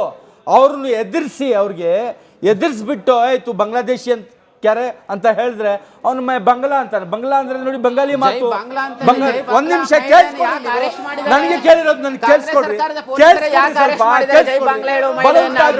ಇದ್ರಲ್ಲಿ ನೋಡಿ ಮೇಡಮ್, ಇದ್ರಲ್ಲಿ ಏನಾಗ್ತಾ ಇದೆ ಈಗ, ಒಂದು ಗುಂಪು, ನಾನು ಹಿಂದೂ ಮುಖಂಡ ಅಂತ ಮಾಡ್ತಾ ಇದ್ದೇನಲ್ಲ, ಹಸುನಲ್ಲಿ ಇದು ಮಾಡಿ ಆಯ್ತು, ಎಲ್ಲ ರೋಲ್ ಕಾಲ್ ತಕೊಂಡು ಇದ್ರಲ್ಲಿ ರೋಲ್ ಕಾಲ್ ಮಾಡಿದ್ದಾನೆ. ಇದ್ರಲ್ಲಿ ಹೋಗೋದು, ಮನೆ ಒಳಗಡೆ ಹೋಗೋದು, ಕ್ಯಾ ಹೈ 10,000 ದೇ ನೈ ಬೋಲೆ ತೋ ತೆರೆ ಕೋ ಬಾಂಗ್ಲಾದೇಶಿ ಬನಾತ ಅಂತ ಹೇಳೋದು, ಇದೆಲ್ಲ ನಡೀತಾ ಇದೆ. ನೋಡಿ, ಯಾರು ಸತ್ಯ ಬಾಂಗ್ಲಾದೇಶಿ ಆಚೆ ಕಳ್ಸೋಣ, ಅಮಾಯಕರನ್ನು ಮನೆ ಹೆಸರಿಗೆ ಕೈ ಹಿಡಿದು ಇಳಿಯೋದು, ಇದೆಲ್ಲ ಯಾವ ಕಾನೂನು? ಕಾನೂನು ಯಾರ ಅಧಿಕಾರ ಕೊಡ್ಲಿ ನಿಮ್ಗೆ? ಅಧಿಕಾರ ಕೊಟ್ಟಿದ್ದಾರಾ? ಇಲ್ಲಾಂದ್ರೆ ಏನು ಮೋದಿ ಅವರು ಹೇಳಿದಾರಾ? ಮನೆ ಹೋಗ್ಬಿಟ್ಟು ನುಗ್ಬಿಟ್ಟು ಬಲಂತ ಮಾಡಿ ಬಡವ್ರ ಮೇಲೆ ದೌರ್ಜನ್ಯ ಮಾಡಿ ಅಂತ ಹೇಳಿದಾರಾ? ನಿಮ್ಮದೇ ಪ್ರಶ್ನೆಗೆ ಉತ್ತರ ಮೋಹನ್ ಅವ್ರು ಕೊಡ್ಲಿ. ಇಲ್ಲಿ ಬಾಂಗ್ಲಾದೇಶಿಗರನ್ನ ಗುರ್ಸೋದು, ಅವರನ್ನ ಆಚೆ ಹಾಕೋದಲ್ಲ ಉದ್ದೇಶ ಇರೋದು. ರೋಲ್ ಕಾಲ್, ಕ್ಯಾಮ್ರಾ ಮುಂದೆ ಒಂದ್ ರೀತಿಯಲ್ಲಿ, ಕ್ಯಾಮ್ರಾ ಹಿಂದೆ ಒಂದ್ ರೀತಿಯಲ್ಲಿ.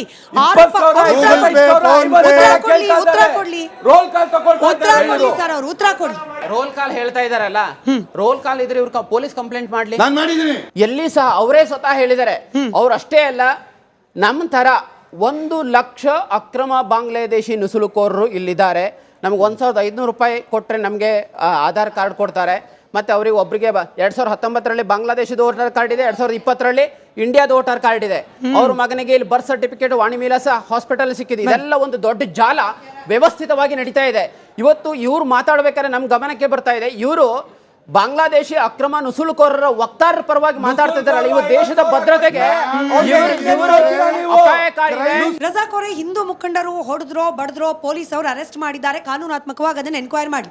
ಬಟ್ ರಿಪಬ್ಲಿಕ್ ಕನ್ನಡದ ಜರ್ನಲಿಸ್ಟ್ಗಳು ಹೋದಾಗ, ಇದು ಯಾವುದೇ ಕಾರ್ಯಕರ್ತರಲ್ಲ ಸರ್, ಜರ್ನಲಿಸ್ಟ್ಗಳು ವಿತ್ ಕ್ಯಾಮ್ರಾ ಹೋದ ಸಂದರ್ಭದಲ್ಲೇನೆ ಆನ್ ಕ್ಯಾಮ್ರಾ ಒಪ್ಕೊಂಡಿದ್ದಾರೆ, ಹೌದು ನಾವು ಬಾಂಗ್ಲಾದೇಶಿಗಳು, ಪಶ್ಚಿಮ ಬಂಗಾಳದಿಂದ ಬಂದ್ವಿ, ನಮಗೆ ಪಶ್ಚಿಮ ಬಂಗಾಳದಲ್ಲೇನೆ ಫೇಕ್ ಆಧಾರ್ ಕಾರ್ಡ್ಗಳು ಸಿಗ್ತಾ ಇದೆ, ಅಲ್ಲಿಂದ ಇಲ್ಲಿ ಬಂದು 10,000 ರೂಪಾಯಿ ಕೊಟ್ಬಿಟ್ರೆ ನಮಗೆ ಇರೋಕ್ ಜಾಗ ಸಿಗುತ್ತೆ, 15ರಿಂದ 22,000 ರೂಪಾಯಿ ತನಕ ಸಂಬಳದ ಕೆಲಸ ಸಿಗುತ್ತೆ, ನಮಗೆ ಇರುವ ಗುಜ್ರಿ ಲೆವೆಲ್ ಅಲ್ಲಿ ಇರೋ ಆಟೋಗಳನ್ನ ನಮ್ಮ ಹೆಸರಿಗೆ ಕನ್ವರ್ಟ್ ಮಾಡಿಸ್ಕೊಡ್ಲಿಕ್ಕೂ ಕೂಡ ಜನರಿದ್ದಾರೆ. ಇದನ್ನು ಕೂಡ ನೀವು ಸತ್ಯ ಅಂತ ಒಪ್ಪೋದಿಲ್ವಾ ರಜಾಕ್ ಅವರೇ? ಮೇಡಮ್, ಪಶ್ಚಿಮ ಬಂಗಾಳದ ಚುನಾವಣೆ ಹತ್ರ ಬರ್ತಾ ಇದೆ. ಕಳೆದ 2 ಚುನಾವಣೆಗಳಲ್ಲಿ ಬಿಜೆಪಿಯಲ್ಲಿ ಒಳ್ಳೆ ಪರ್ಫಾರ್ಮೆನ್ಸ್ ಮಾಡಕ್ ಆಗಿಲ್ಲ. ಅದಕ್ಕೋಸ್ಕರ ಇವಾಗ ದೇಶಾದ್ಯಂತ ಒಂದು ಪಶ್ಚಿಮ ಬಂಗಾಳದ ವಿರುದ್ಧ ಎಲ್ಲ ಮಮತಾ ಬ್ಯಾನರ್ಜಿ ಮಾಡ್ತಿರೋದು ಎಲ್ಲ ತಪ್ಪೇನೆ ನಮ್ಮ ಕ್ಯಾಮ್ರಾ ಮುಂದೆ ನಿಂತಿದ್ದವನು ಅಲ್ಲಲ್ಲ ಕ್ಷಮೆ ಇರ್ಲಿ ಸರ್, ನಮ್ಮ ಕ್ಯಾಮ್ರಾ ಮುಂದೆ ನಿಂತಿದ್ದವನು ಬಿಜೆಪಿ ಕಾರ್ಯಕರ್ತನೂ ಅಲ್ಲ, ಕಾಂಗ್ರೆಸ್ ಕಾರ್ಯಕರ್ತನೂ ಅಲ್ಲ, ಆತ ಬಾಂಗ್ಲಾದೇಶಿ. ಬಾಂಗ್ಲಾದೇಶಿ ಇನ್ಫಿಲ್ಟ್ರೇಷನ್ ಏನಿದೆ ನಮ್ಮ ದೇಶದಲ್ಲಿ ಶುರುವಾಗಿದ್ದು ಯಾವತ್ತಿಂದ ಅಂತ MG ಮಹೇಶ್ ಅವರು ಏನು ಹೇಳಿದ್ರು, 1971 ಇಂದ ಜನ ಬರ್ತಾನೆ ಅವರೇ. ಅದೇ ನಿನ್ನೆಯಿಂದ ಬರೋದು ಶುರು ಮಾಡ್ಕೊಂಡಿಲ್ಲ, ಹೋದ ವಾರದಿಂದ ಬರೋದು ಶುರು ಮಾಡ್ಕೊಂಡಿಲ್ಲ. ಇದಕ್ಕೂ ಮುಂಚೆ ಅಭಿಯಾನ ಎಷ್ಟೋ ಜನ ಮಾಡಿದ್ರೆ ಏನೇನೋ. ನಾನಿವತ್ತು ಹೇಳ್ತಿರೋದು ಏನು, ಇವಾಗ ಪಶ್ಚಿಮ ಬಂಗಾಳದ ಚುನಾವಣೆ ಮುಂದಕ್ಕೆ ಬಂದಿದೆ, ತುಂಬ ಹತ್ರ ಇದೆ. BJP 2 ಸಲ ಅಲ್ಲಿ ಏನೇನೋ ಪ್ರಯತ್ನ ಪಡ್ತು, ಏನೂ ಮಾಡೋಕ್ಕಾಗಿಲ್ಲ. ದೇಶಾದ್ಯಂತ ಒಂದು ಅಭಿಯಾನ ಶುರು ಮಾಡಬೇಕು. Anti Paschima Bangala government, anti TMC government ಏನೋ ಒಂದು ಹೂವಾ ಎತ್ತಬೇಕು. ನಾನು ಇವತ್ತು ಕೇಳ್ತಿರೋದು, ನೀವು ತಲೆ ಮೇಲೆ ಎತ್ಕೊಂಡಿರಲ್ಲ ಕ್ಯಾಮ್ರಾ, ಇವತ್ತು ನಾನು ನಿಮಗೆ ಪ್ರಶ್ನೆ ಮಾಡ್ತೀನಿ. ತಲೆ ಮೇಲೆ ಎತ್ಕೊಂಡಿಲ್ಲ ಸರ್, ಕೈಯಲ್ಲಿ ಇಟ್ಕೊಂಡಿರ್ತಾರೆ. ತಲೆ ಮೇಲೆ ಎತ್ಕೊಳ್ಳಲ್ಲ, ಕ್ಯಾಮ್ರಾಮನ್ ಕೈಯಲ್ಲಿ ಇಟ್ಕೊಂಡಿರ್ತಾರೆ. ಈ ಸಮಸ್ಯೆ ಕೇವಲ ಕರ್ನಾಟಕದಲ್ಲಿದ್ದೀಯಾ? ಈ ಸಮಸ್ಯೆ ಮಹಾರಾಷ್ಟ್ರದಲ್ಲಿಲ್ವಾ? ಈ ಸಮಸ್ಯೆ ಮಧ್ಯಪ್ರದೇಶದಲ್ಲಿಲ್ವಾ? ಕಾಂಗ್ರೆಸ್ ರೂಲ್ಡ್ ಸ್ಟೇಟ್ ಇದು, ಬಾರ್ಡರ್ ಸ್ಟೇಟ್ ಅಲ್ಲ, ಇಂಟರ್ನ್ಯಾಷನಲ್ ಬಾರ್ಡರ್ ಶೇರ್ ಮಾಡಲ್ಲ. ರಜಾಕ್ ಅವ್ರು ಕೇಳಿದ್ರು ಕೇವಲ ಕರ್ನಾಟಕದಲ್ಲಿ ಮಾತ್ರ ಯಾಕೆ? ರಿಪಬ್ಲಿಕ್ ಕನ್ನಡ ಕರ್ನಾಟಕದ ಚಾನೆಲ್, ಸ್ಮಿತಾ ರಂಗನಾಥ್ ಕರ್ನಾಟಕದ ಪ್ರಜೆ. ನಮ್ಮ ಚಾನೆಲ್ ಅಲ್ಲಿ ವರ್ಕ್ ಮಾಡ್ತಾ ಇರುವ ಪ್ರತಿಯೊಬ್ಬ ಜರ್ನಲಿಸ್ಟ್ಗಳು ಕೂಡ ಕರ್ನಾಟಕದ ಮಣ್ಣಿನ ಋಣ ತೀರಿಸುವ ಸಲುವಾಗಿ ಕ್ಯಾಮ್ರಾ ಇಟ್ಕೊಂಡು ಹೋಗ್ತಾ ಇದ್ದಾರೆ. ಇದಕ್ಕೆ ರಜಾಕ್ ಅವ್ರ ತಕರಾರಿದ್ರು ಸರಿ, ತಕರಾರು ಇಲ್ಲ ಅಂದ್ರೂ ಸರಿ, ನಮ್ ಕೆಲಸ ನಾವು ಮಾಡ್ತಿದೀವಿ. ನಟರಾಜ್ ಗೌಡ್ರು ಮಹೇಶ್ ಅವ್ರಿಗೆ ಪ್ರಶ್ನೆ, ಮಹೇಶ್ ಅವ್ರಿಗೆ ನಿಮಗ್ ಕೇಳ್ತೀನಿ, ನಟರಾಜ್ ಗೌಡ್ರು ಅದಕ್ಕೆ ಉತ್ತರ ಕೊಡ್ಲಿ. ರಾಷ್ಟ್ರೀಯ ವಾಹಿನಿಗಳಲ್ಲಿ ಕೂತು ಬಿಜೆಪಿಯ ಬೆಂಬಲವಾಗಿ ಮಾತನಾಡುವ ಫೇಮಸ್ ಪ್ಯಾನಲಿಸ್ಟ್ ಆನಂದ್ ರಂಗನಾಥ್ ಅವರು ಕೊಟ್ಟಿರುವ ಲೆಕ್ಕದ ಪ್ರಕಾರ UPA ಸರ್ಕಾರ ಇರುವ ಸಂದರ್ಭದಲ್ಲಿ ಆದಷ್ಟು ಫೆನ್ಸಿಂಗ್ NDA ಸರ್ಕಾರ ಆದ್ಮೇಲೆ ಮಾಡಲಾಗ್ತಾ ಇಲ್ಲ. ಭಾರತದ ಗಡಿಯನ್ನ ಭದ್ರಾ ಮಾಡುವಲ್ಲಿ NDA ಸರ್ಕಾರ ವಿಫಲವಾಗ್ತಿದೆ ಅಂತ. ಸರ್, ನೀವು ರಾಜ್ಯ ಸರ್ಕಾರದ ಕಡೆ ಗೊತ್ತು ಮಾಡಿ ಕೇಂದ್ರ ಸರ್ಕಾರದ ಫೇಲ್ಯೂರ್ ಅನ್ನ ಕೂಡ ಒಪ್ಕೊಂಡು ನೋಡಿ. ಒಂದು ಮಾತು ಹೇಳ್ತೀನಿ ಕೇಳಿ. ಏನು 2200 ಕಿಲೋಮೀಟರ್ ಪಶ್ಚಿಮ ಬಂಗಾಳಕ್ಕೆ ಸಂಬಂಧಪಟ್ಟಂಥದ್ದು, ಏನು ಅಸ್ಸಾಮಿಗೆ ಸಂಬಂಧಪಟ್ಟಂಥದ್ದು 262 ಕಿಲೋಮೀಟ್ರು, ಏನು ತ್ರಿಪುರಾಗೆ ಸಂಬಂಧಪಟ್ಟಂಥ 808, ಇದೆಷ್ಟು ಆಗಿದೆ. ಎಕ್ಸೆಪ್ಟ್ ಆಗಬೇಕಾಗಿರ್ತಕ್ಕಂಥದ್ದು 500 ಕಿಲೋಮೀಟ್ರು. ಅದ್ರಲ್ಲಿ 165 ಕಿಲೋಮೀಟ್ರ್ ಟೆರನ್ ಅಂತಿದೆ, ಅದು ಮಾಡೋಕ್ಕೆ ಸಾಧ್ಯ ಇಲ್ಲ ಅಂತಕ್ಕಂಥದ್ದು ಇರೋವಂಥದ್ದು. ಇಲ್ಲಿ ಪ್ರಶ್ನೆ ಅಂತಕ್ಕಂಥದ್ದು, ಕೇಂದ್ರದವರು ಒಂದು LLR ಅಂತೇಳಿ ಒಂದು ಸ್ಕೀಮನ್ನು ಮಾಡಿದರು, ಲ್ಯಾಂಡ್ ಅಕ್ವಿಸಿಷನ್ ಮಾಡಲಿಕ್ಕೆ. LLR ಅಂತಕ್ಕಂಥದ್ದು ಅದು ಏನಪ್ಪ ಅಂತಂದರೆ, ಕೇಂದ್ರ ಸರ್ಕಾರ ತನ್ನ ರಕ್ಷಣೆಗೆ ಅಗತ್ಯವಾಗಿರಬೇಕಾಗಿರ್ತಕ್ಕಂಥದ್ದನ್ನು ಆ ಭೂಮಿಯನ್ನು ಸ್ವಾಧೀನ ಮಾಡ್ಕೊಳ್ಬೋದು ಅಂತ. ಆದರೆ ಇವತ್ತಿನ ಪಶ್ಚಿಮ ಬಂಗಾಳದ TMC ಸರ್ಕಾರ ಇಲ್ಲ ನಿಮ್ಗೆ ಅದಕ್ಕೆ ಅವಕಾಶ ಕೊಡ್ತಾ ಇಲ್ಲ, ನಾವೇ ಅದನ್ನು ಮಾರುಕಟ್ಟೆಯಲ್ಲಿ ಪರ್ಚೇಸ್ ಮಾಡಿ ಕೊಡ್ತೀವಿ ಅಂತ ಮಾಡ್ತಿರ್ತಕ್ಕಂಥದ್ದು. ಇಲ್ಲಿ ಏನಾಗಿರೋವಂಥ ಅಂಶ, ಇಡೀ ದೇಶದ ಎಲ್ಲ ಪಾಕಿಸ್ತಾನದ ಬಾರ್ಡ್ರಿಗಾಗಿದೆ, ಆಫ್ಘಾನಿಸ್ತಾನ ಬಾರ್ಡ್ರಿಗಾಗಿದೆ, ಎಲ್ಲವೂ ಮುಗಿಸ್ಕೊಂಡು ಬಂದ ನೇಪಾಳ ಬಾರ್ಡ್ರನ್ನ ಸೀಸ್ ಮಾಡಿದೆ. ಎಕ್ಸೆಪ್ಟು ಈ ಒಂದು 450 ಕಿಲೋಮೀಟರ್ ಆಗಿರ್ತಕ್ಕಂಥ ಇದು. 450 ಒಂದು ನಿಮಿಷ ಮಧ್ಯ ಮಾತಾಡಬೇಡಿ, 450 ಕಿಲೋಮೀಟರ್. ಒಂದು ನಮ್ಮ ಸ್ನೇಹಿತರಿಗೆಲ್ಲ ಕೂತಂತವ್ರಿಗೆ ಅದ್ರದ್ದು ಅರಿವಾಗಬೇಕು ನಾವು ಮಾತನಾಡ್ತಾ ಇರ್ತಕ್ಕಂಥದ್ದು.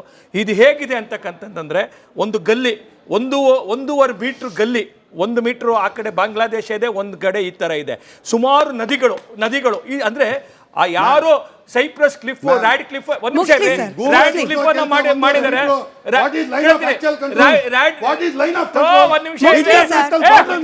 ಯಾವ ತರ ಇದನ್ನ ಕಟ್ ಮಾಡಿರ್ತಕ್ಕಂಥದ್ದು. ಇದ್ರ ಒಳಗಡೆ ಇವತ್ತು ಪಶ್ಚಿಮ ಬಂಗಾಳ ಸರ್ಕಾರ ಈ ಭೂಮಿ ಕೊಡದೇ ಇರೋದ ಕಾರಣಕ್ಕೋಸ್ಕರ ಇವತ್ತು ಹೊಸ ನುಸುಳುಕೋರರು ಅಂತಕ್ಕಂಥವ್ರು ಇಲ್ಲಿ ಬರ್ತಿರ್ತಕ್ಕಂಥ ಅಂಶ. ಇದನ್ನ ಮೊದಲು ಯಾರು ಕಂಡುಹಿಡಿಬೇಕಾಗಿದ್ದು? ಅಲ್ಲಿಯ ಸರ್ಪಂಚು, ಎಲ್ಲಿ ಪಶ್ಚಿಮ ಬಂಗಾಳದಿಂದ. ಅವನು ಯಾವನು ಒಳಗಡೆ ಬರ್ತಿದ್ದಂಗೆ ಅವನಿಗೆ ಅಲ್ಲೇನೋ ಒಂದು ಶೆಲ್ಟ್ರ್ ಕೊಡ್ತಾರಲ್ಲ, ಅವ್ರಿಗೆ ಆ ಶೆಲ್ಟ್ರ್ ಕೊಡ್ತಾರಲ್ಲ ನೋಡಿ. ಪಶ್ಚಿಮ ಬಂಗಾಳದ ಒಂದು ಪ್ಲೇಸನ್ನೇ ಅವ್ರನ್ನ ಫಿಕ್ಸ್ ಮಾಡಿದರೆ, ಈ ಪ್ಲೇಸಿಂದನೇ ಅವ್ರು ಒಳಗಡೆ ಬರ್ತಕ್ಕಂಥದ್ದು ಅಂತಕ್ಕಂಥದ್ದನ್ನು ಫಿಕ್ಸ್ ಆಗಿದೆ. ಇಲ್ಲಿ ಕೇಳ್ತೀನಿ, ಒಂದು ನಿಮಿಷ ಕೇಳಿ. ಲೈನ್ ಆಫ್ ಕಂಟ್ರೋಲ್ ಇಲ್ವಾ? ಲೈನ್ ಆಫ್ ಆಕ್ಚುಯಲ್ ಕಂಟ್ರೋಲ್ ಇಲ್ವಾ? ಏನ್ ಮಾತನ್ನ ಅಕ್ಸೆಪ್ಟ್ ಮಾಡ್ತಿದ್ದೀರಾ? ನಾವು ನಮ್ಮ ದೇಶದ ಪ್ರತಿಯೊಂದು ಇಂಚನ್ನ, ಪ್ರತಿಯೊಂದು ಸಂಗತಿಯನ್ನು ಉಳಿಸ್ಕೊಳ್ತಕ್ಕಂಥ ಶಕ್ತಿ ಸಾಮರ್ಥ್ಯ ನಮ್ಮ ದೇಶಕ್ಕಿದೆ. ನಮ್ಮ ದೇಶದ ಆದರಣೀಯ ಮೋದಿ ಬಂದ ಮೇಲೆ ಈ ತರದ ಮಾತನಾಡ್ತಾರಲ್ಲ, ಅನ್ನೋಂಥದ್ದು ನಮ್ಗೆ ಗೊತ್ತಿದೆ. ನಟರಾಜ್ ಗೌಡ್ರು ಒಳಗಿರೋರ್ನ ಆಚೆ ಕಳಿಸಿ ಸರ್, ಆಮೇಲೆ ಗುಸ್ಕೆ ಮಾರಂಗೆ ಮಾಡೋಣ, ಒಳಗಿರೋರ್ನ ಆಚೆ ಕಳಿಸಿ. ನಟರಾಜ್ ಗೌಡ್ರು ಇಲ್ಲಿರುವ ಶಾಸಕರ ಹೊಣೆ ಕೂಡ ಇದೆ ಸರ್. ಬೇಗೂರು ಭಾಗದಲ್ಲಿ ಹಾಗೆ ಅನೇಕ ಕಡೆಗಳಲ್ಲಿ. ಆಯ್ತು ಸರ್, ಬಿಜೆಪಿ ಇಲ್ಲ ಅದು ಕೃಷ್ಣಪ್ಪ ಅವ್ರಿಗೆ ಬರುತ್ತೆ ಬಟ್ ಸ್ಟಿಲ್ ಸರ್ ಯಾವುದೇ ಪಕ್ಷದ ಶಾಸಕರಾಗ್ಲಿ ಯಾವುದೇ ಪಕ್ಷದ ಸಂಸದರಾಗ್ಲಿ ನೀವು ಕೇವಲ ಕೇಂದ್ರ ಸರ್ಕಾರ ಜವಾಬ್ದಾರಿ ಕೇಂದ್ರ ಸರ್ಕಾರದಿಂದ ಲೆಕ್ಕ ಕೊಡ್ತಿಲ್ಲ ಎಷ್ಟು ದಿನ ಇದೇ ಲೆಕ್ಕಗಳನ್ನ ರಾಜ್ಯ ಜನ ಕೂಡ ನೋಡ್ತಾ ಕೂತ್ಕೊಳ್ಳೋದು ರಾಜ್ಯ ಸರ್ಕಾರದ ಆಕ್ಟ್ ಏನು ಇದ್ರ ಬಗ್ಗೆ ರಾಜ್ಯ ಸರ್ಕಾರದ ಕ್ರಮ ಏನು ಇದ್ರ ಬಗ್ಗೆ ಬಾಂಗ್ಲಾದೇಶಿ ಕೋರರಿದ್ದಾರೆ ಬೆಂಗಳೂರಿನಲ್ಲಿ ಅಂತ ಬಾಂಗ್ಲಾದೇಶಿದ್ದಾರೆ ಅಂತ ಅದರಲ್ಲಿ ಆಲ್ರೆಡಿ 70-80 ಜನನ ರಾಜ್ಯ ಸರ್ಕಾರ ಕಳಿಸಿದೆ ಇನ್ನು ಮಿಕ್ಕಿದವ್ರನ್ನ ಟ್ರೇಸ್ ಮಾಡ್ತಾ ಇದ್ದಾರೆ ನಂಬರ್ 1 ನಂಬರ್ 2 ನೀವು ಬೇಗೂರಲ್ಲಿ ಹೇಳೋದಾದ್ರೆ ಹೌದು ಅಲ್ಲಿನ ಜನಪ್ರತಿನಿಧಿಗಳು ಕೂಡ ಗಮನಿಸಬೇಕಾಗ್ತದೆ ಅಲ್ಲಿನ ಪೊಲೀಸ್ ಇಲಾಖೆ ಗಮನಿಸಬೇಕಾಗ್ತದೆ ಆದರೆ ಎಲ್ಲಾದ್ರೂ ಇನ್ಫಿಲ್ಟ್ರೇಟ್ ಆಗ್ತಾ ಇದೆ ನುಸುಳುಕೋರು ಬರ್ತಾ ಇದ್ದಾರೆ ಅನ್ನೋದಾದ್ರೆ ಕೇಂದ್ರ ಸರ್ಕಾರ ಈಗ 600 ಕಿಲೋಮೀಟರ್ ಏನು ಇನ್ನೂ ಓಪನ್ ಇದೆ ನೋ ಮ್ಯಾನ್ಸ್ ಲ್ಯಾಂಡ್ ಇದೆ ಅಲ್ಲಿ ಭಾಳ ಆ ಜಾಗದಲ್ಲಿ ಇನ್ನೂ ಫೆನ್ಸ್ ಯಾಕೆ ಹಾಕಿಲ್ಲ ಲೇಸರ್ ಫೆನ್ಸ್ ಯಾಕೆ ಹಾಕಿಲ್ಲ ಡ್ರೋನ್ ಕಣ್ಗಾವಲು ಹಾಕಿಲ್ಲ BSF ಪೆಟ್ರೋಲಿಂಗ್ ಹಾಕಿಲ್ಲ ಗುಪ್ತಚರ ಇಲಾಖೆ ವೈಫಲ್ಯ ಯಾಕೆ ಅಲ್ಲಿಂದ ಇನ್ಫಿಲ್ಟರ್ ಆದ್ರೂ ಕೂಡ ಅಲ್ಲಿಂದ ಬರ್ಬೇಕಾದ್ರೆ ಹೆಂಗ್ ಬರ್ತಾರೆ ಅವರು ಬೇರೆ ಬೇರೆ ರಾಜ್ಯಗಳ ಮೇಲೆ ಬರ್ತಾರೆ ಆಂಧ್ರ ಪ್ರದೇಶ ಮೇಲೂ ಬರ್ತಾರೆ ತೆಲಂಗಾಣದ ಮೇಲೂ ಬರ್ತಾರೆ ಬೇರೆ ಬೇರೆ ಕಡೆಯಿಂದ ಬರ್ತಾರೆ ಒಡಿಶಾ ಮೇಲೆ ಬರ್ತಾರೆ ನೀವು ಅಲ್ಲಿಂದ ಏನ್ ಮಾಡ್ತಿರ್ತೀರಿ ನೀವು 1000 ಕಿಲೋಮೀಟರ್ ಟ್ರಾವೆಲ್ ಮಾಡ್ಕೊಂಡು ಬರೋವರೆಗೆ ಏನ್ ಮಾಡ್ತಿರ್ತೀರಿ ತಾವು ಅವ್ರು ಆಧಾರ್ ಕಾರ್ಡ್ ಮಾಡ್ಕೋತಾರೆ ಆಧಾರ್ ಕಾರ್ಡು ನಿಮ್ಮ ಕೇಂದ್ರ ಸರ್ಕಾರದ ಅತ್ಯಂತ ಸೆಕ್ಯೂರ್ಡ್ ಪ್ಲೇಸ್ ಅಲ್ಲಿ ಇರತಕ್ಕಂತಹ ಅದು ಸರ್ವರ್ ಆಧಾರ್ ಕಾರ್ಡ್ ನ ಯಾರೋ ಹೆಂಗೋ ಮಾಡ್ಕೊಂತಾರೆ ಅಂದ್ರೆ what the system you have ಎಲ್ಲಿದೆ ನಿಮ್ಮ ಸಿಸ್ಟಮ್ ಎಲ್ಲಿದೆ ಯಾರೋ ಪ್ಯಾನ್ ಕಾರ್ಡ್ ತಗೊಂತಾರೆ ಏನ್ ಮಾಡ್ತೀರಾ ಪ್ಯಾನ್ ಕಾರ್ಡ್ ತಗೊಂಡ್ರೆ ಲೋನ್ ತಗೊಳ್ಳಕ್ಕಾಗಲ್ಲ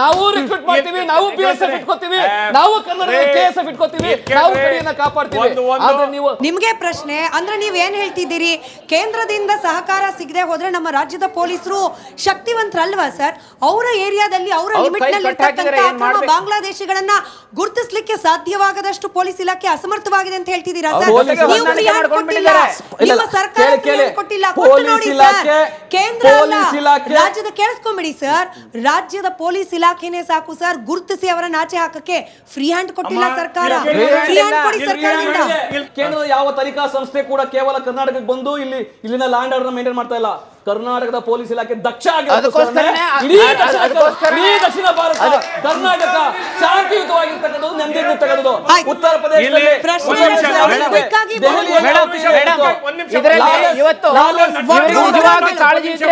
ನಿಜವಾಗಿ ಇವರಿಗೆ ಅಕ್ರಮ ಬಾಂಗ್ಲಾದೇಶಿ ನುಸುಳುಕೋರ ಬಗ್ಗೆ ಕಾಳಜಿ ಇದ್ರೆ ನಾವು ದೂರು ಕೊಟ್ಟಾಗಲೇ ಅವ್ರ ಕಾರ್ಯಾಚರಣೆ ಮಾಡಬೇಕಿತ್ತು ಅಷ್ಟೇ ಅಲ್ಲ ಇವತ್ತು ಮೊನ್ನೆ ಏನಂತ ಹೇಳಿದ್ರೆ ಯಾವಾಗ ಈ ಘಟನೆ ಆಯ್ತು ಇವತ್ತು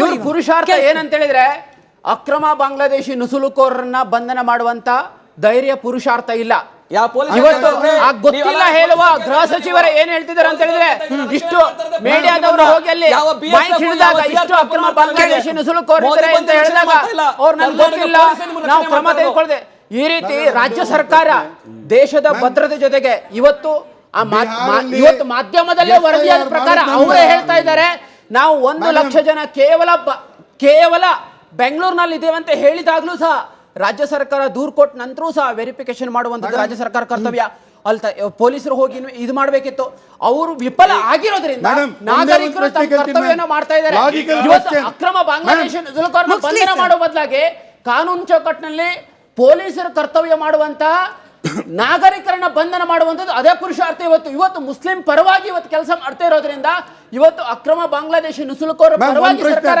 ಕೆಲಸ ಮಾಡ್ತಿದೆ ಪೊಲೀಸ್ ಇಲಾಖೆ ಮುಸ್ಲಿಮರು ಹೇಳುವ ಕಾರಣಕ್ಕಾಗಿ ಅವರನ್ನು ಬಂಧನ ಮಾಡ್ತಾ ಇಲ್ಲ ಬದಲಾಗಿ ಇವತ್ತು ಆ ನುಸುಳುಕೋರರ ಮಾಹಿತಿ ಕೊಟ್ಟಂತ ಮಾಹಿತಿದಾರರನ್ನ ಒಬ್ಬ ನಾಗರಿಕರನ್ನ ತನ್ನ ಕರ್ತವ್ಯ ನಿಭಾಯಿಸೋದಕ್ಕಾಗಿ ಬಂಧನ ಮಾಡ್ತಾ ಇದ್ದು ಮುಸ್ಲಿಂ ಓಲೈಕೆಯ ಅಕ್ರಮ ಬಾಂಗ್ಲಾದೇಶಿ ನುಸುಳುಕೋರರ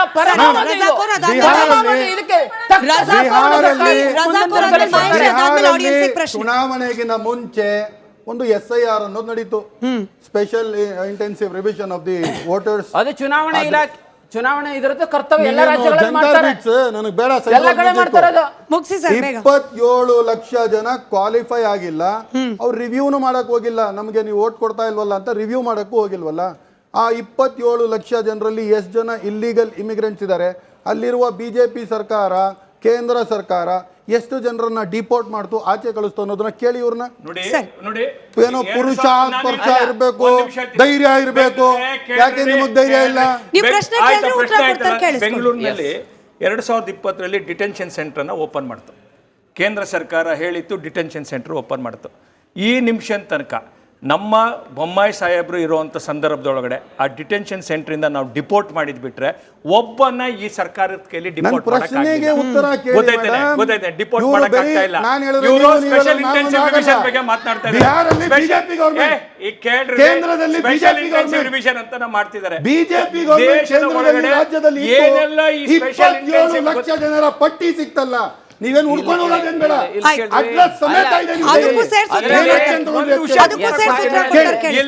ಹೇಳ್ತೀನಿ, ದೇಶದ ಒಳಗಡೆ ಈ ತರ ಇಲ್ಲಿಗಲ್ ಆಗಿ ಬಂದಿರತಕ್ಕಂತ ಯಾರೆಲ್ಲ ಇನ್ಫ್ಲಿಟ್ರೇಟರ್ಸ್ ಇದ್ದಾರೆ ಅವ್ರನ್ನೆಲ್ಲನೂ ಕೂಡ ಹೊರ ಹಾಕುವಂತ ಕೆಲಸಗಳ 7 ರಾಜ್ಯಗಳು ರಾತ್ರಿ ಬೆಳಿಗ್ಗೆ ಮಾಡ್ತಿದೆ. ನಾನೇ ಓದ್ಬಿಡ್ತೀನಿ ಯಾವ ರಾಜ್ಯಗಳು ಮಾಡ್ತಿದೆ ಅಂತ ಪಟ್ಟಿ ತಗೊಂಡ್ಬಿಡಿ ನಿಮ್ಗೆ. ಗುಜರಾತ್ ಮಾಡ್ತಾ ಇದೆ ಗೊತ್ತೈತೇನೆ, ತ್ರಿಪುರಾ ಮಾಡ್ತಾ ಇದೆ, ಆಯ್ತಾ? ಆಮೇಲೆ ಮಧ್ಯಪ್ರದೇಶ ಮಾಡ್ತಿದೆ, ರಾಜಸ್ಥಾನ ಮಾಡ್ತಿದೆ. ಆದ್ರೆ ಕರ್ನಾಟಕದಲ್ಲಿ ಮಾತ್ರ ಇವ್ರಿಗೆ ಈ ಮುಸಲ್ಮಾನರ ಅವರನ್ನ ಗುಲಾಮ್ತನ ಮಾಡ್ಕೊಂಡಿರೋದು.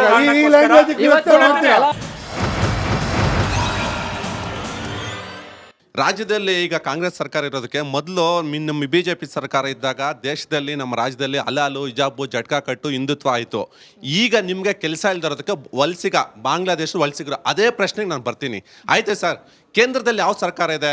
ಬಾರ್ಡ್ರು ಯಾರಿಗೆ ಬರುತ್ತೆ? ಇಂಟರ್ನ್ಯಾಷನಲ್ ಬಾರ್ಡ್ರು ಅಲ್ಲಿನ ಕೇಂದ್ರ ಸರ್ಕಾರದ ರಕ್ಷಣಾ ಸಚಿವರಿಗೋ, ಗೃಹ ಮಂತ್ರಿಗೋ, ಪ್ರಧಾನಿಗೋ ಬರುತ್ತೆ. ಅವ್ರು ಏನು ಮಾಡ್ತಾ ಇದ್ದಾರೆ sir? Border force security BSF ಏನು ಮಾಡ್ತಾ ಇದೆ? ಅದೇನು ಮಹಾರಾಷ್ಟ್ರದ ಗಡಿನ, ಇಲ್ಲ ಆಂಧ್ರದ ಗಡಿನ, ಇಲ್ಲ ಪಕ್ಕದ ತಮಿಳ್ನಾಡು ಗಡಿನ? ಸರ್, ಬಾರ್ಡರ್ BSF ಯಾರ ಅಂಡ್ರಲ್ಲಿ ಬರುತ್ತೆ? ರಕ್ಷಣಾ ಸಚಿವರು ಏನು ಮಾಡ್ತಾ ಇದ್ದಾರೆ? ಗೃಹ ಸಚಿವರು. ಅಂದರೆ ಈ ದೇಶ ಕಂಡ ಅತ್ಯಂತ ಅಸಮರ್ಥ ಒಬ್ಬ ಗೃಹ ಸಚಿವ ಅಂದ್ರೆ ಅದು ಅಮಿತ್ ಶಾ. ಯಾಕಂತಂದ್ರೆ ಇವತ್ತು ಇಂಟೆಲಿಜೆನ್ಸ್ ಫೈಲ್ ಆಗಿದೆ ಸರ್. ಈಗ ದೀದಿ ಅಂತ ಹೇಳ್ತಿದ್ರೆ CAA ತಂದ್ರಿ, NRC ತಂದ್ರಿ, SIT ತಂದ್ರಿ. ಅದೇ ತರ ಅಲ್ಲೊಂದು 450 ಕಿಲೋಮೀಟರ್ 600 ಕಿಲೋಮೀಟರ್ ಒಂದು ಕಾನೂನು ತಗೊಬಂದ್ಬಿಟ್ಟು ಒಂದು ಇದು ಮಾಡಿ ಸರ್, ಒಂದು ಕಾನೂನು ತಂದ್ಬಿಟ್ಟು ಅಲ್ಲಿ ಒಂದು ಬಾರ್ಡರ್ ಹಾಕಿ ಸರ್. ಯಾಕೆ ಸರ್ ಇಷ್ಟು ಅಸಮರ್ಥರಾಗಿದ್ರ ನೀವು? ಒಳ್ಳೆ ಪ್ರಶ್ನೆ ಕೇಳಿದ್ರಲ್ವಾ? ಇದೇನೆ ತುಂಬಾ ಒಳ್ಳೆ ಪ್ರಶ್ನೆ ಕೇಳಿದ್ರಿ. ಇದನ್ನೇ ಹೇಳಿದಂಥದ್ದು. ಇದು ದೇಶ ಅಂತಕ್ಕಂಥದ್ದು ಕೇಂದ್ರ ರಾಜ್ಯ ಅಲ್ಲ, ಇಡೀ ದೇಶ ನಮ್ದೆಲ್ಲರದು, ಭಾರತೀಯರದು. ಇದು ಯಾರ್ದು ಅಂತಲ್ಲ, ನಮ್ದು ದೇಶ. ಗೊತ್ತಾಯ್ತಾನೆ? ನಮ್ಮ ದೇಶವನ್ನು ರಕ್ಷಣೆ ಮಾಡ್ತಕ್ಕಂಥದ್ದು ಅಮಿತ್ ಶಾಗೆ ಎಷ್ಟು ಹೊಣೆಗಾರಿಕೆ ಇದೆಯೋ ನಾವು ಕೂತಂಥವ್ರಿಗೂ ಇದೆ. ಅರ್ಥ ಆಯ್ತಾ? ಇಲ್ಲಿ ಪ್ರಶ್ನೆ ಇರ್ತಕ್ಕಂಥದ್ದು ಏನು, ಈ 450 ಕಿಲೋಮೀಟ್ರು ಪಶ್ಚಿಮ ಬಂಗಾಳದ ಒಳಗಡೆ ಫೆನ್ಸಿಂಗ್ ಮಾಡೋಕ್ಕಾಗ್ತಾ ಇಲ್ಲ. ಅದಕ್ಕೆ ಅಲ್ಲಿಯ ಸ್ಥಳೀಯವಾದಂಥ ರಾಜಕೀಯ ಕಾರಣ, ಅಲ್ಲಿಯ ಸ್ಥಳೀಯ ರಾಜಕೀಯ ಕಾರಣ. ಅಲ್ಲಿ ಒಂದು ನಿಮಿಷ, ಅಲ್ಲೆಲ್ಲ ಮುಗ್ದಾಗಿದೆ, ಅಲ್ಲಿಂದ ಬರ್ತಿಲ್ಲ, ಅಲ್ಲೆಲ್ಲ ಮುಗ್ದೋಗಿದೆ. ಇಡೀ 5 ರಾಜ್ಯಗಳು ಏನು ಪಶ್ಚಿಮ ಬಂಗಾಳ, ಬೇರೆ ಬೇರೆ ರಾಜ್ಯ, ತ್ರಿಪುರಾ, ಮೇಘಾಲಯ, ಅಸ್ಸಾಂ ಹಂಚ್ಕೊಂಡಿದೆ. ಏನು ನಾವು ಬಾಂಗ್ಲಾದೇಶದ ಗಡಿ ಒಳಗಡೆ 4000 ಕಿಲೋಮೀಟ್ರಲ್ಲಿ 2,500 ಕಿಲೋಮೀಟರ್ ಆಗೋಗ್ಬಿಟ್ಟಿದೆ. ಬಾಂಡ್ ಇರ್ತಕ್ಕಂಥದ್ದು ಈ ಓನ್ಲಿ 600 ಕಿಲೋಮೀಟ್ರು.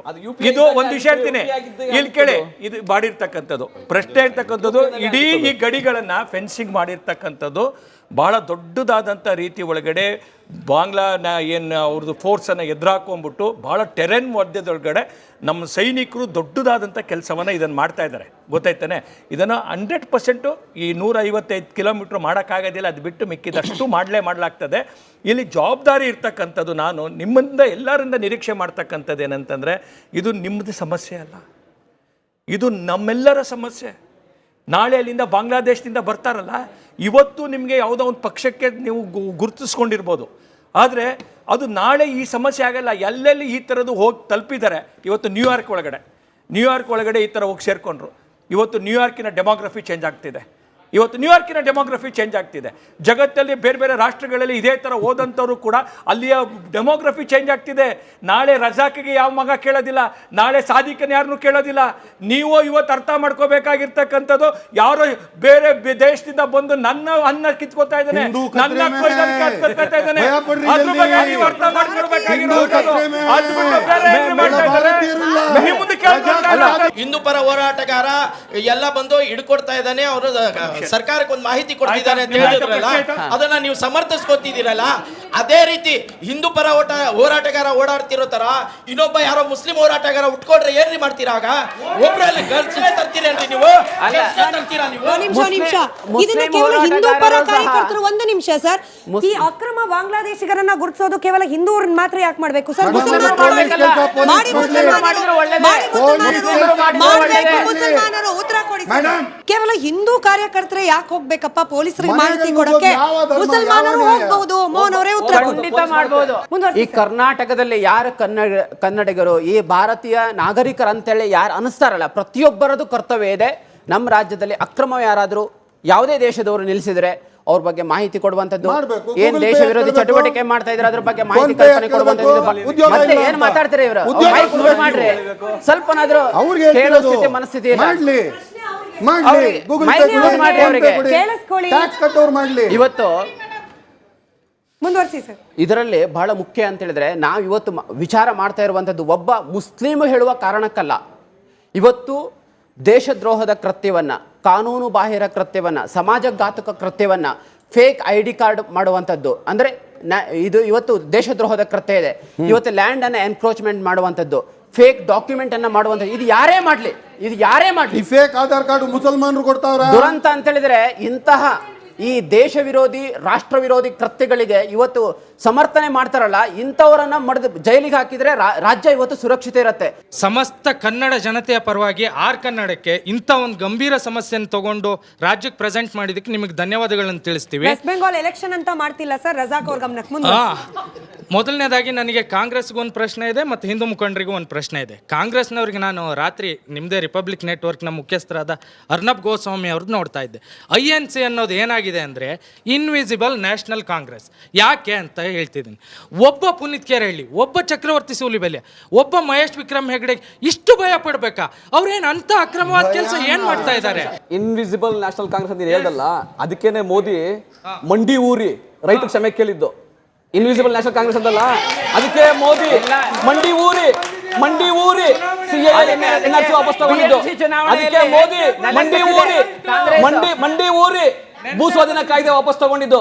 ಅದಕ್ಕೆ ಮೋದಿ ಮಂಡಿ ಊರಿ ಅದಕ್ಕೆ ಮೋದಿ ಮಂಡಿ ಊರಿ ಇಡೀ ದೇಶದಲ್ಲಿ ಅಬ್ಕಿ ಬಾರ್ 400 ಪಾರ್ ಅಂದ್ರಲ್ಲ, ಕೇಳಿಸ್ಕೊಂಬಿಡಪ್ಪ, ನಿನ್ ಕೇಳಿದೆ ಅಬ್ಕಿ ಬಾರ್ 400 ಪಾರ್ ಅಂದವರು ಇನ್ನೊಂದು ನೋಟಿಗೆ ಬಿದ್ದು ಇವತ್ತು ನಾಯ್ಡು ಮತ್ತೆ ನಿತೀಶ್ ಅವರು ಊರ್ಗೋದಲ್ಲಿ ನಡೀತಾ ಇರ್ತಕ್ಕಂಥದ್ದು. ಅಬ್ಕಿ ಬಾರ್ 400 ಪಾರ್ ಅಂದವರು ಇದೇ ಇನ್ವಿಸಿಬಲ್ ನ್ಯಾಷನಲ್ ಕಾಂಗ್ರೆಸ್ ಅಂತಲ್ಲ. ಇದಕ್ಕೇನೆ ಈ ದೇಶದ ಅಖಂಡತೆ, ಸಾರ್ವಭೌಮತೆಗೆ ಪ್ರಾಣ ಕೊಟ್ಟವರು ರಾಹುಲ್ ಗಾಂಧಿಯ ಅವ್ರ ಅಜ್ಜಿ ಇಂದಿರಾ ಗಾಂಧಿ ಅವರಾಗ್ಬೋದು, ಅವ್ರ ತಂದೆ ರಾಜೀವ್ ಗಾಂಧಿ ಅವರಾಗ್ಬೋದು, ಅವರು ಮಹಾತ್ಮ ಗಾಂಧಿಯಿಂದ ಇಲ್ಲಿವರೆಗೂ ಪ್ರಾಣ ಕೊಟ್ಕೊಂಡು ದೇಶವನ್ನು ಕಾಪಾಡಿರೋರು ಇದೇ ಕಾಂಗ್ರೆಸ್ ಪಾರ್ಟಿ ಅವರು.